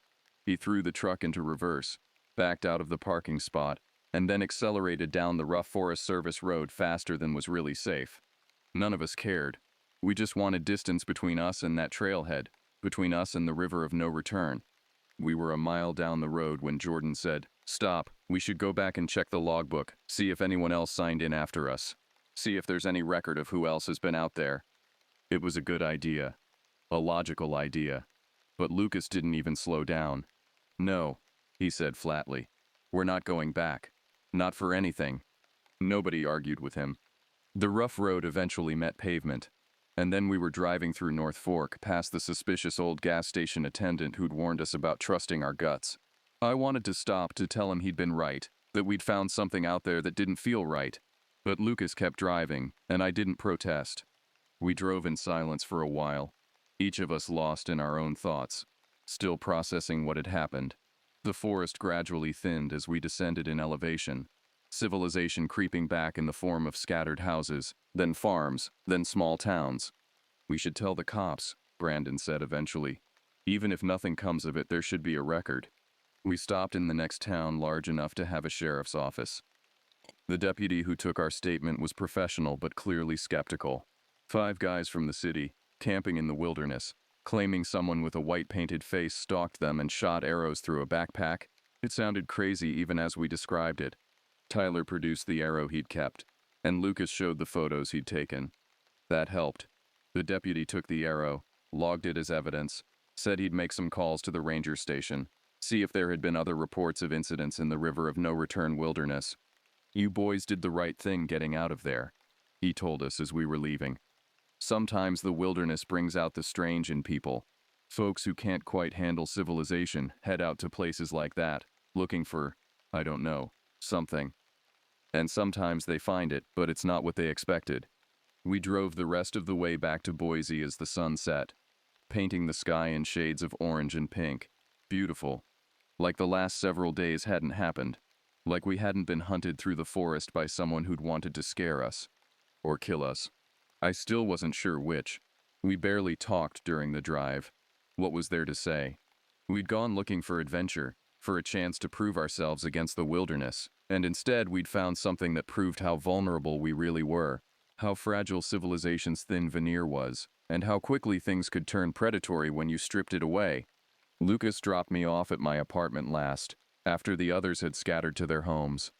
I stood in the parking lot watching his truck disappear around the corner and felt an overwhelming urge to lock my door and never leave my apartment again. I didn't, of course. Life went on. I went back to work, fell back into my routine, pretended everything was normal. But I checked over my shoulder more often now. I kept my curtains closed at night. I started keeping a baseball bat beside my bed. We heard back from the sheriff's office about 2 weeks later. The arrow Tyler had kept was a common sporting goods model, sold in thousands of stores across the country, impossible to trace. The ranger station reported no similar incidents in recent months, though they'd passed the information along to their patrol officers. No one with a white painted face had been reported in the area. The 5 of us met up once after that, about a month later, at a bar in downtown Boise. We didn't talk much about what had happened. What was there to say? We'd survived. We'd escaped. We'd made it back. But we all knew that trip to the river of no return had changed something fundamental in each of us. Tyler never went camping again, as far as I know. Jordan moved to Portland within the year. Brandon refused to hike anywhere without a group of at least 10 people. Lucas still fishes, but only in heavily trafficked areas, places with parking lots and families, and the constant presence of other people. And me? I still think about it sometimes. Wonder who he was. Our white-faced stalker. Wonder what he wanted, what his endgame was. Wonder if he's still out there in the Frank Church wilderness, waiting for the next group of naive city boys to come stumbling into his territory. Mostly, though, I try not to wonder, because wondering means remembering, and remembering means feeling again that primal terror of being prey, of being hunted, of being utterly powerless in the face of something that understood the wilderness in ways we never could. We'd gone to the river of no return looking to prove ourselves as survivors. Instead, we'd learned exactly how easily we could become victims. And that's a lesson I never needed, but one I'll never forget. The wilderness doesn't care about your ego or your pride or your need to prove yourself. The wilderness just is. And sometimes hiding in that wilderness, waiting patiently in the shadows between the trees, there are people who don't care about those things either. Sometimes there are people who just want to watch you run. I haven't been camping since.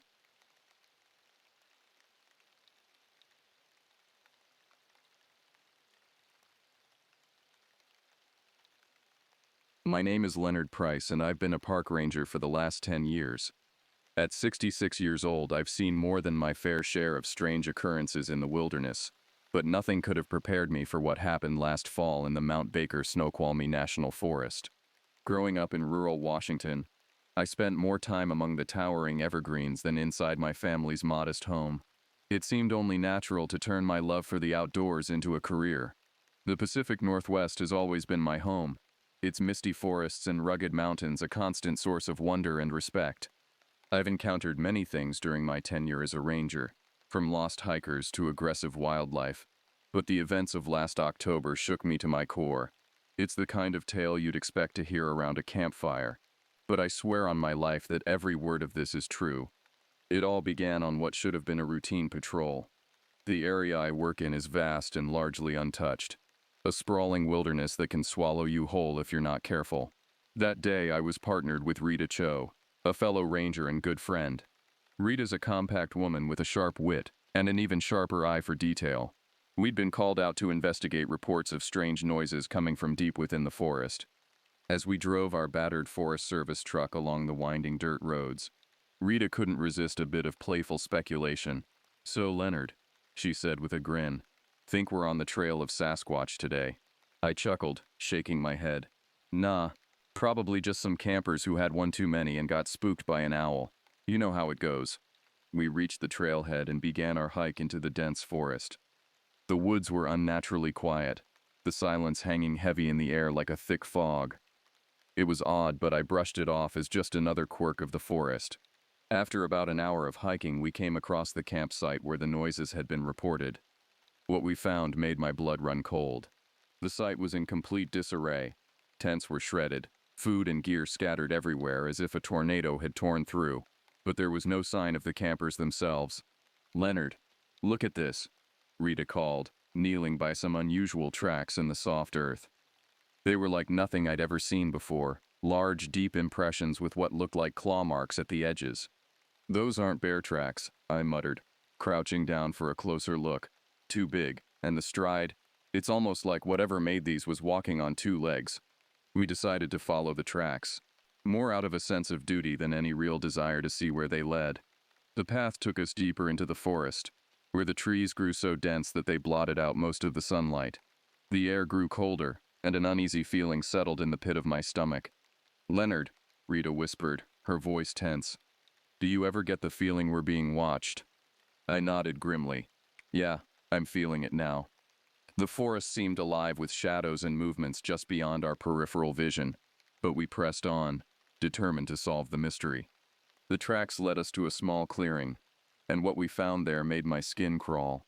There were more tracks, many more, and in the center of the clearing a large mound of earth had been disturbed. It looked as if something had been buried and then dug up again. "We need to call this in," I said, my voice tight with urgency. Rita nodded, her usual cheerful demeanor replaced by grim determination. "Agreed, this is way above our pay grade." As we turned to leave, a sound stopped us in our tracks. It was a low, guttural noise, almost like a growl but not quite like any animal I'd ever heard. We froze, listening intently. The sound came again, closer this time. Rita reached for her radio to call for backup, but before she could, something burst from the trees. The creature that emerged was like nothing I'd ever seen or imagined. It stood easily 7 feet tall, with a hunched posture and long, gangly limbs.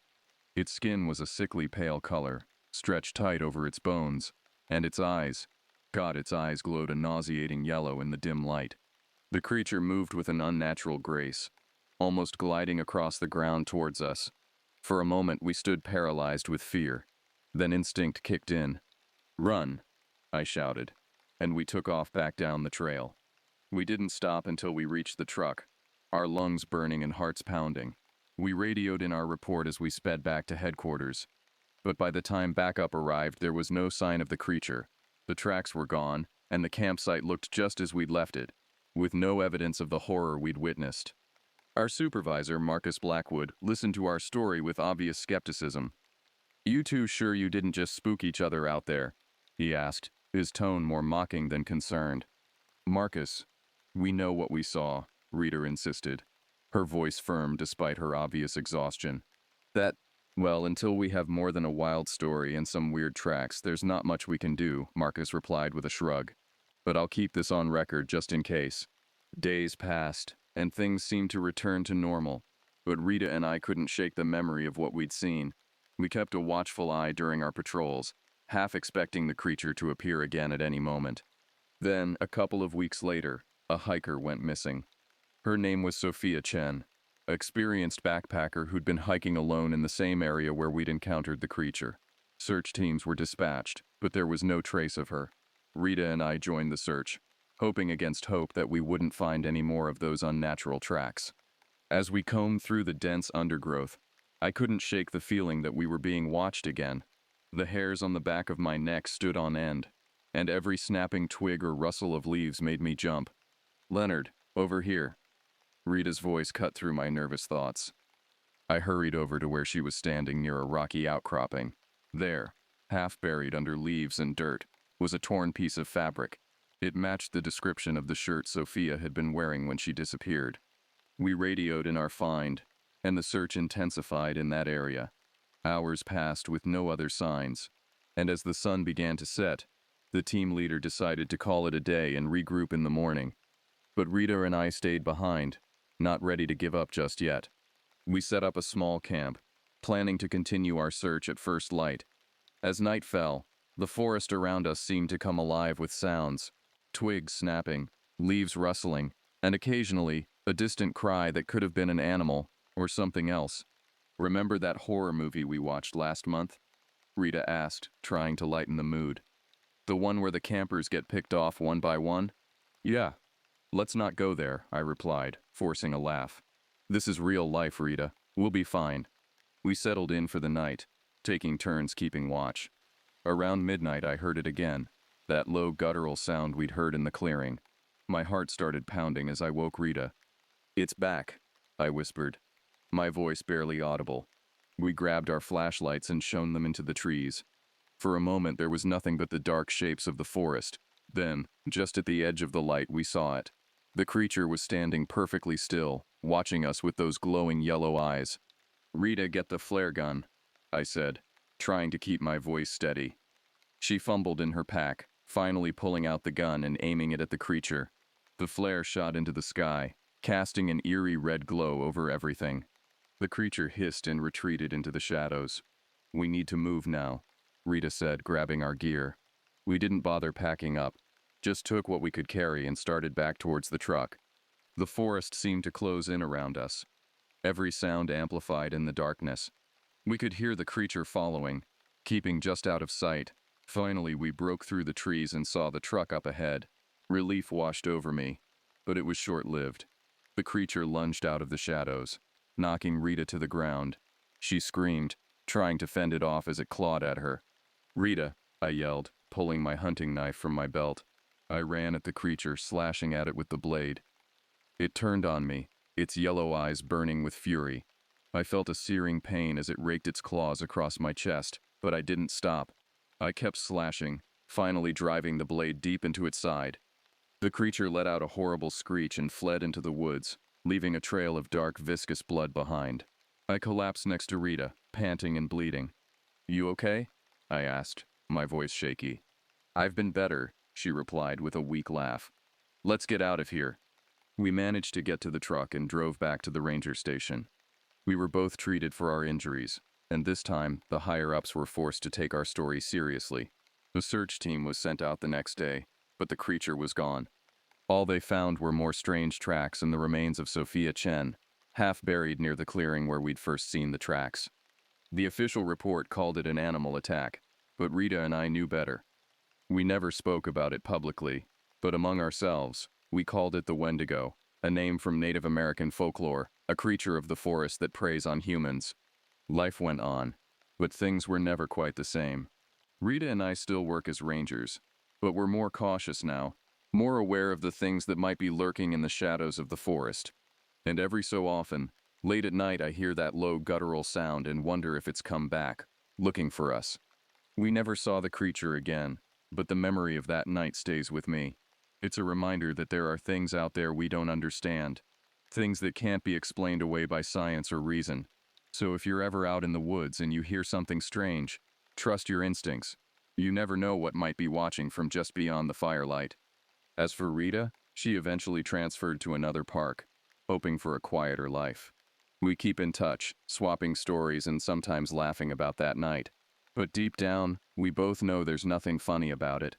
It's a part of us now, a shared secret that we carry with us. And if anyone ever asks why I still patrol the woods despite everything that happened, I just smile and say someone's got to keep an eye out for the Wendigo. Life as a ranger isn't easy, but it's the life I chose, and despite everything, I wouldn't trade it for anything. The forest is my home, and I'll keep it safe no matter what. Because out there somewhere, I know the Wendigo is watching, waiting for the right moment to strike again. And when it does, I'll be ready.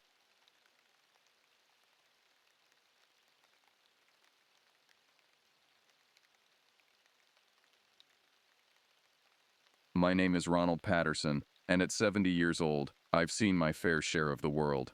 For the past 15 years, I've been working as a park ranger, a job that's allowed me to embrace my lifelong love for the great outdoors. Growing up in a small town nestled in the Blue Ridge Mountains of North Carolina, I spent my childhood exploring the forests and streams that surrounded my home. Now I find myself stationed in the stunning Hocking Hills region of Ohio, a place of breathtaking beauty, and as I've come to learn, deep mystery. It was last year when everything changed. The events that unfolded in those dense woods have left an indelible mark on my psyche, altering my perception of the natural world I thought I knew so well. On that fateful day, I set out on what should have been a routine patrol with my fellow rangers, Sarah Kincaid and Tom Reeves. We'd been grappling with an uptick in reports of lost hikers and even a few missing persons cases. While it wasn't uncommon for inexperienced visitors to underestimate the wilderness, there was something different about these incidents. A shared unease had settled over our team, a feeling that something was amiss in our normally peaceful park. We began our patrol just as the sun was peeking over the horizon, its warm light barely penetrating the lingering fog that clung to the treetops. The air was crisp, carrying the earthy scent of damp leaves and pine, As we made our way deeper into the forest, the sounds of nature surrounded us, the melodious songs of waking birds, the soft rustling of small animals in the underbrush. Tom, always one to lighten the mood, quipped, "Hey, Ron, you think Bigfoot's behind all these missing folks?"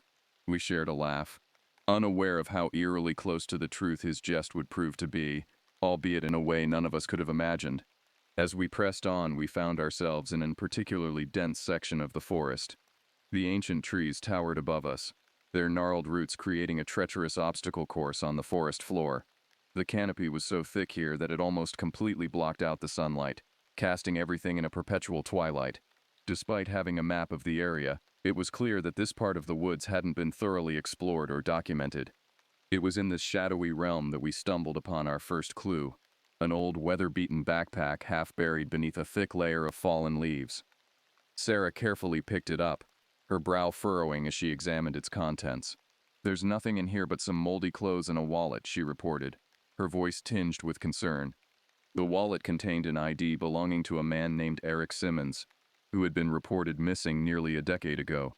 A chill ran down my spine as I realized the implications of our discovery. We marked the location and pressed on, our senses now hyper-alert to our surroundings. After what felt like hours of trekking through the increasingly wild terrain, we came across an abandoned campsite. It looked as though it hadn't been touched in years. A fire pit filled with ashes long since cold, rusted cooking utensils scattered about, and the tattered remains of what was once a tent. The scene before us seemed frozen in time, preserved in the perpetual gloom of the deep woods. Tom muttered under his breath, "This is starting to feel like something out of a horror movie." None of us could disagree with his assessment. As we were about to move on, Sarah called us over. She had found a notebook, its pages warped and stained by years of exposure to the elements.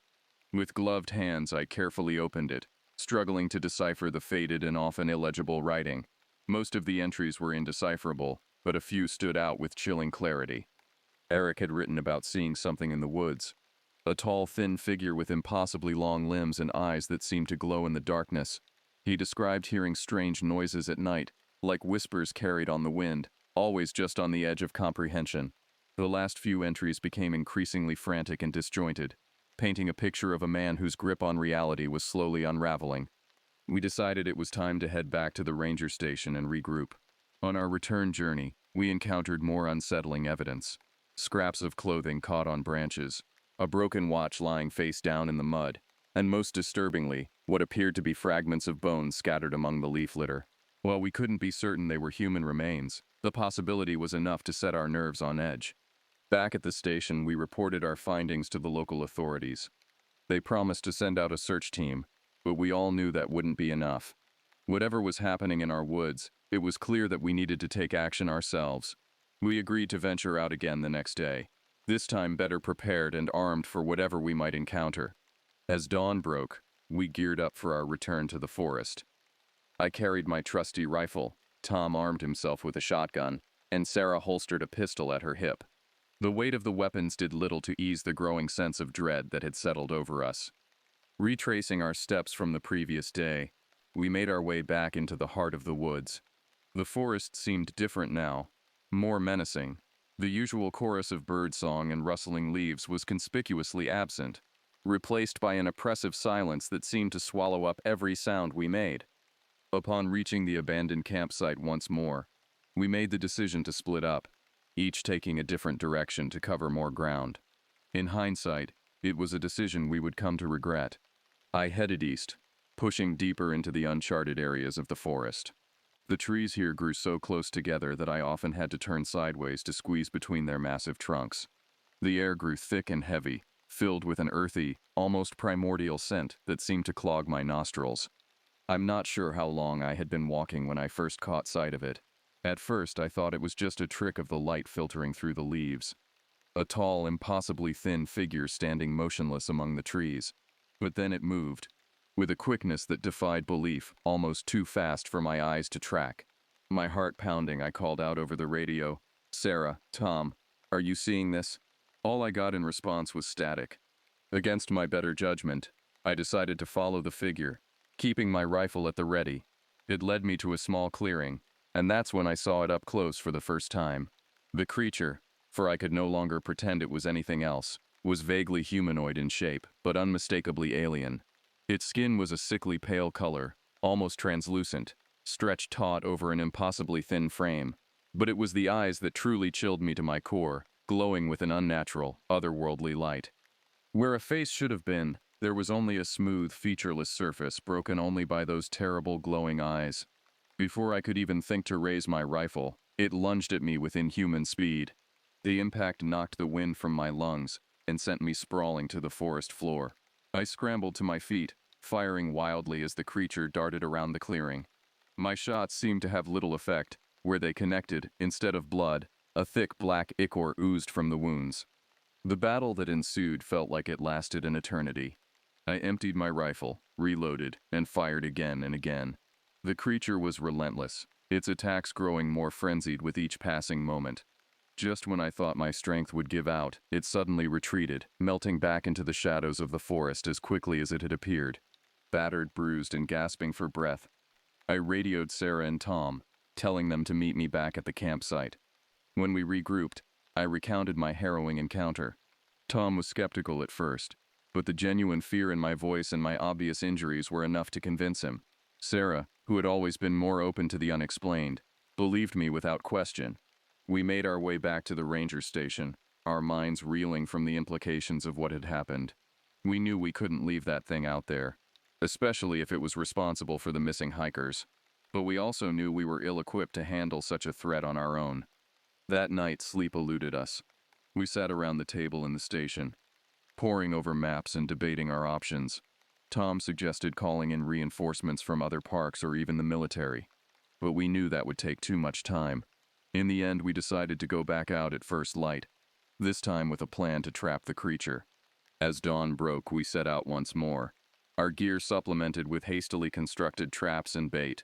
We returned to the area where I had encountered the creature and set up our snares, then settled in to wait. Hours passed with no sign of our quarry.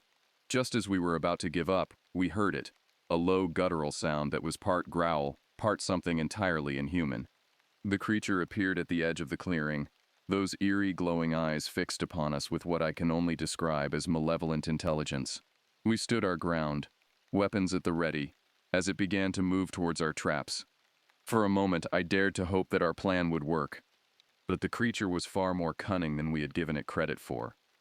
It nimbly avoided our traps and came straight for us with frightening speed. We opened fire, the sound of our weapons deafening in the quiet of the forest. Our bullets seemed to slow it down, but not stop it entirely. It reached Tom first, its elongated fingers slashing at him with razor-sharp precision. He went down with a scream of agony. Sarah and I continued firing, trying desperately to drive it away from our fallen comrade. The creature turned its attention to Sarah next, knocking her to the ground with a sweeping blow. In that moment of desperation, I took careful aim and fired at its head, praying to hit something vital.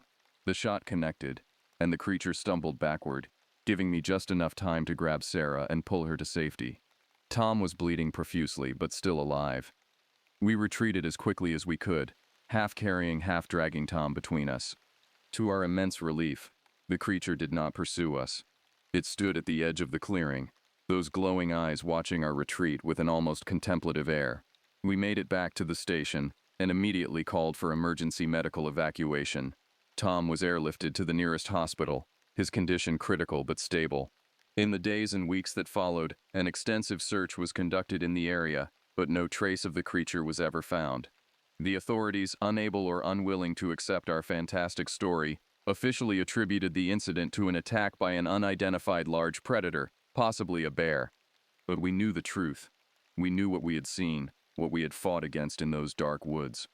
And we knew it was still out there, lurking in the shadows. Tom survived his injuries, but he was never quite the same afterward. The trauma of the attack left deep psychological scars, and he eventually transferred to a less demanding position at the park's visitor center.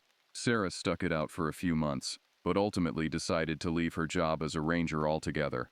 She moved to Columbus, taking a position with the state's Environmental Protection Agency, as far from the deep woods as she could get while still working in conservation. As for me, I couldn't bring myself to leave. This forest, for better or worse, had become a part of me. I felt a responsibility to stay, to keep watch, to make sure that thing, whatever it was, didn't claim any more victims. Life in the park goes on. We've repaired and expanded the trail system, put up new warning signs, and implemented stricter protocols for hikers venturing into the backcountry. But deep down, I know it's not enough. That creature is still out there, somewhere in the vast expanse of Hocking Hills. I've thought about quitting more times than I can count, about finding a nice safe job far away from any forest. But this place, this calling, it's in my blood now, so I stay, despite the fear, despite the memories that haunt my dreams.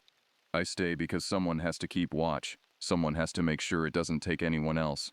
I still have Eric Simmons' notebook, locked away in my desk drawer. Sometimes, on particularly dark nights when the wind whispers through the trees outside my cabin, I take it out and reread his frantic scribblings. I search for some clue, some insight into what that creature might be and where it came from. But the answers remain elusive, lost in the ramblings of a man whose mind was fracturing under the weight of an impossible reality.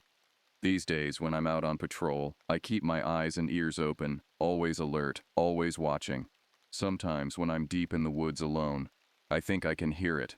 A rustle in the undergrowth, a shadow that seems to move just at the edge of my vision. It's probably just my imagination playing tricks on me, the result of that traumatic encounter. But I can't shake the feeling that it's out there, watching, waiting. And so I continue my vigil. I walk the trails, I warn the visitors, and I keep my rifle close at hand.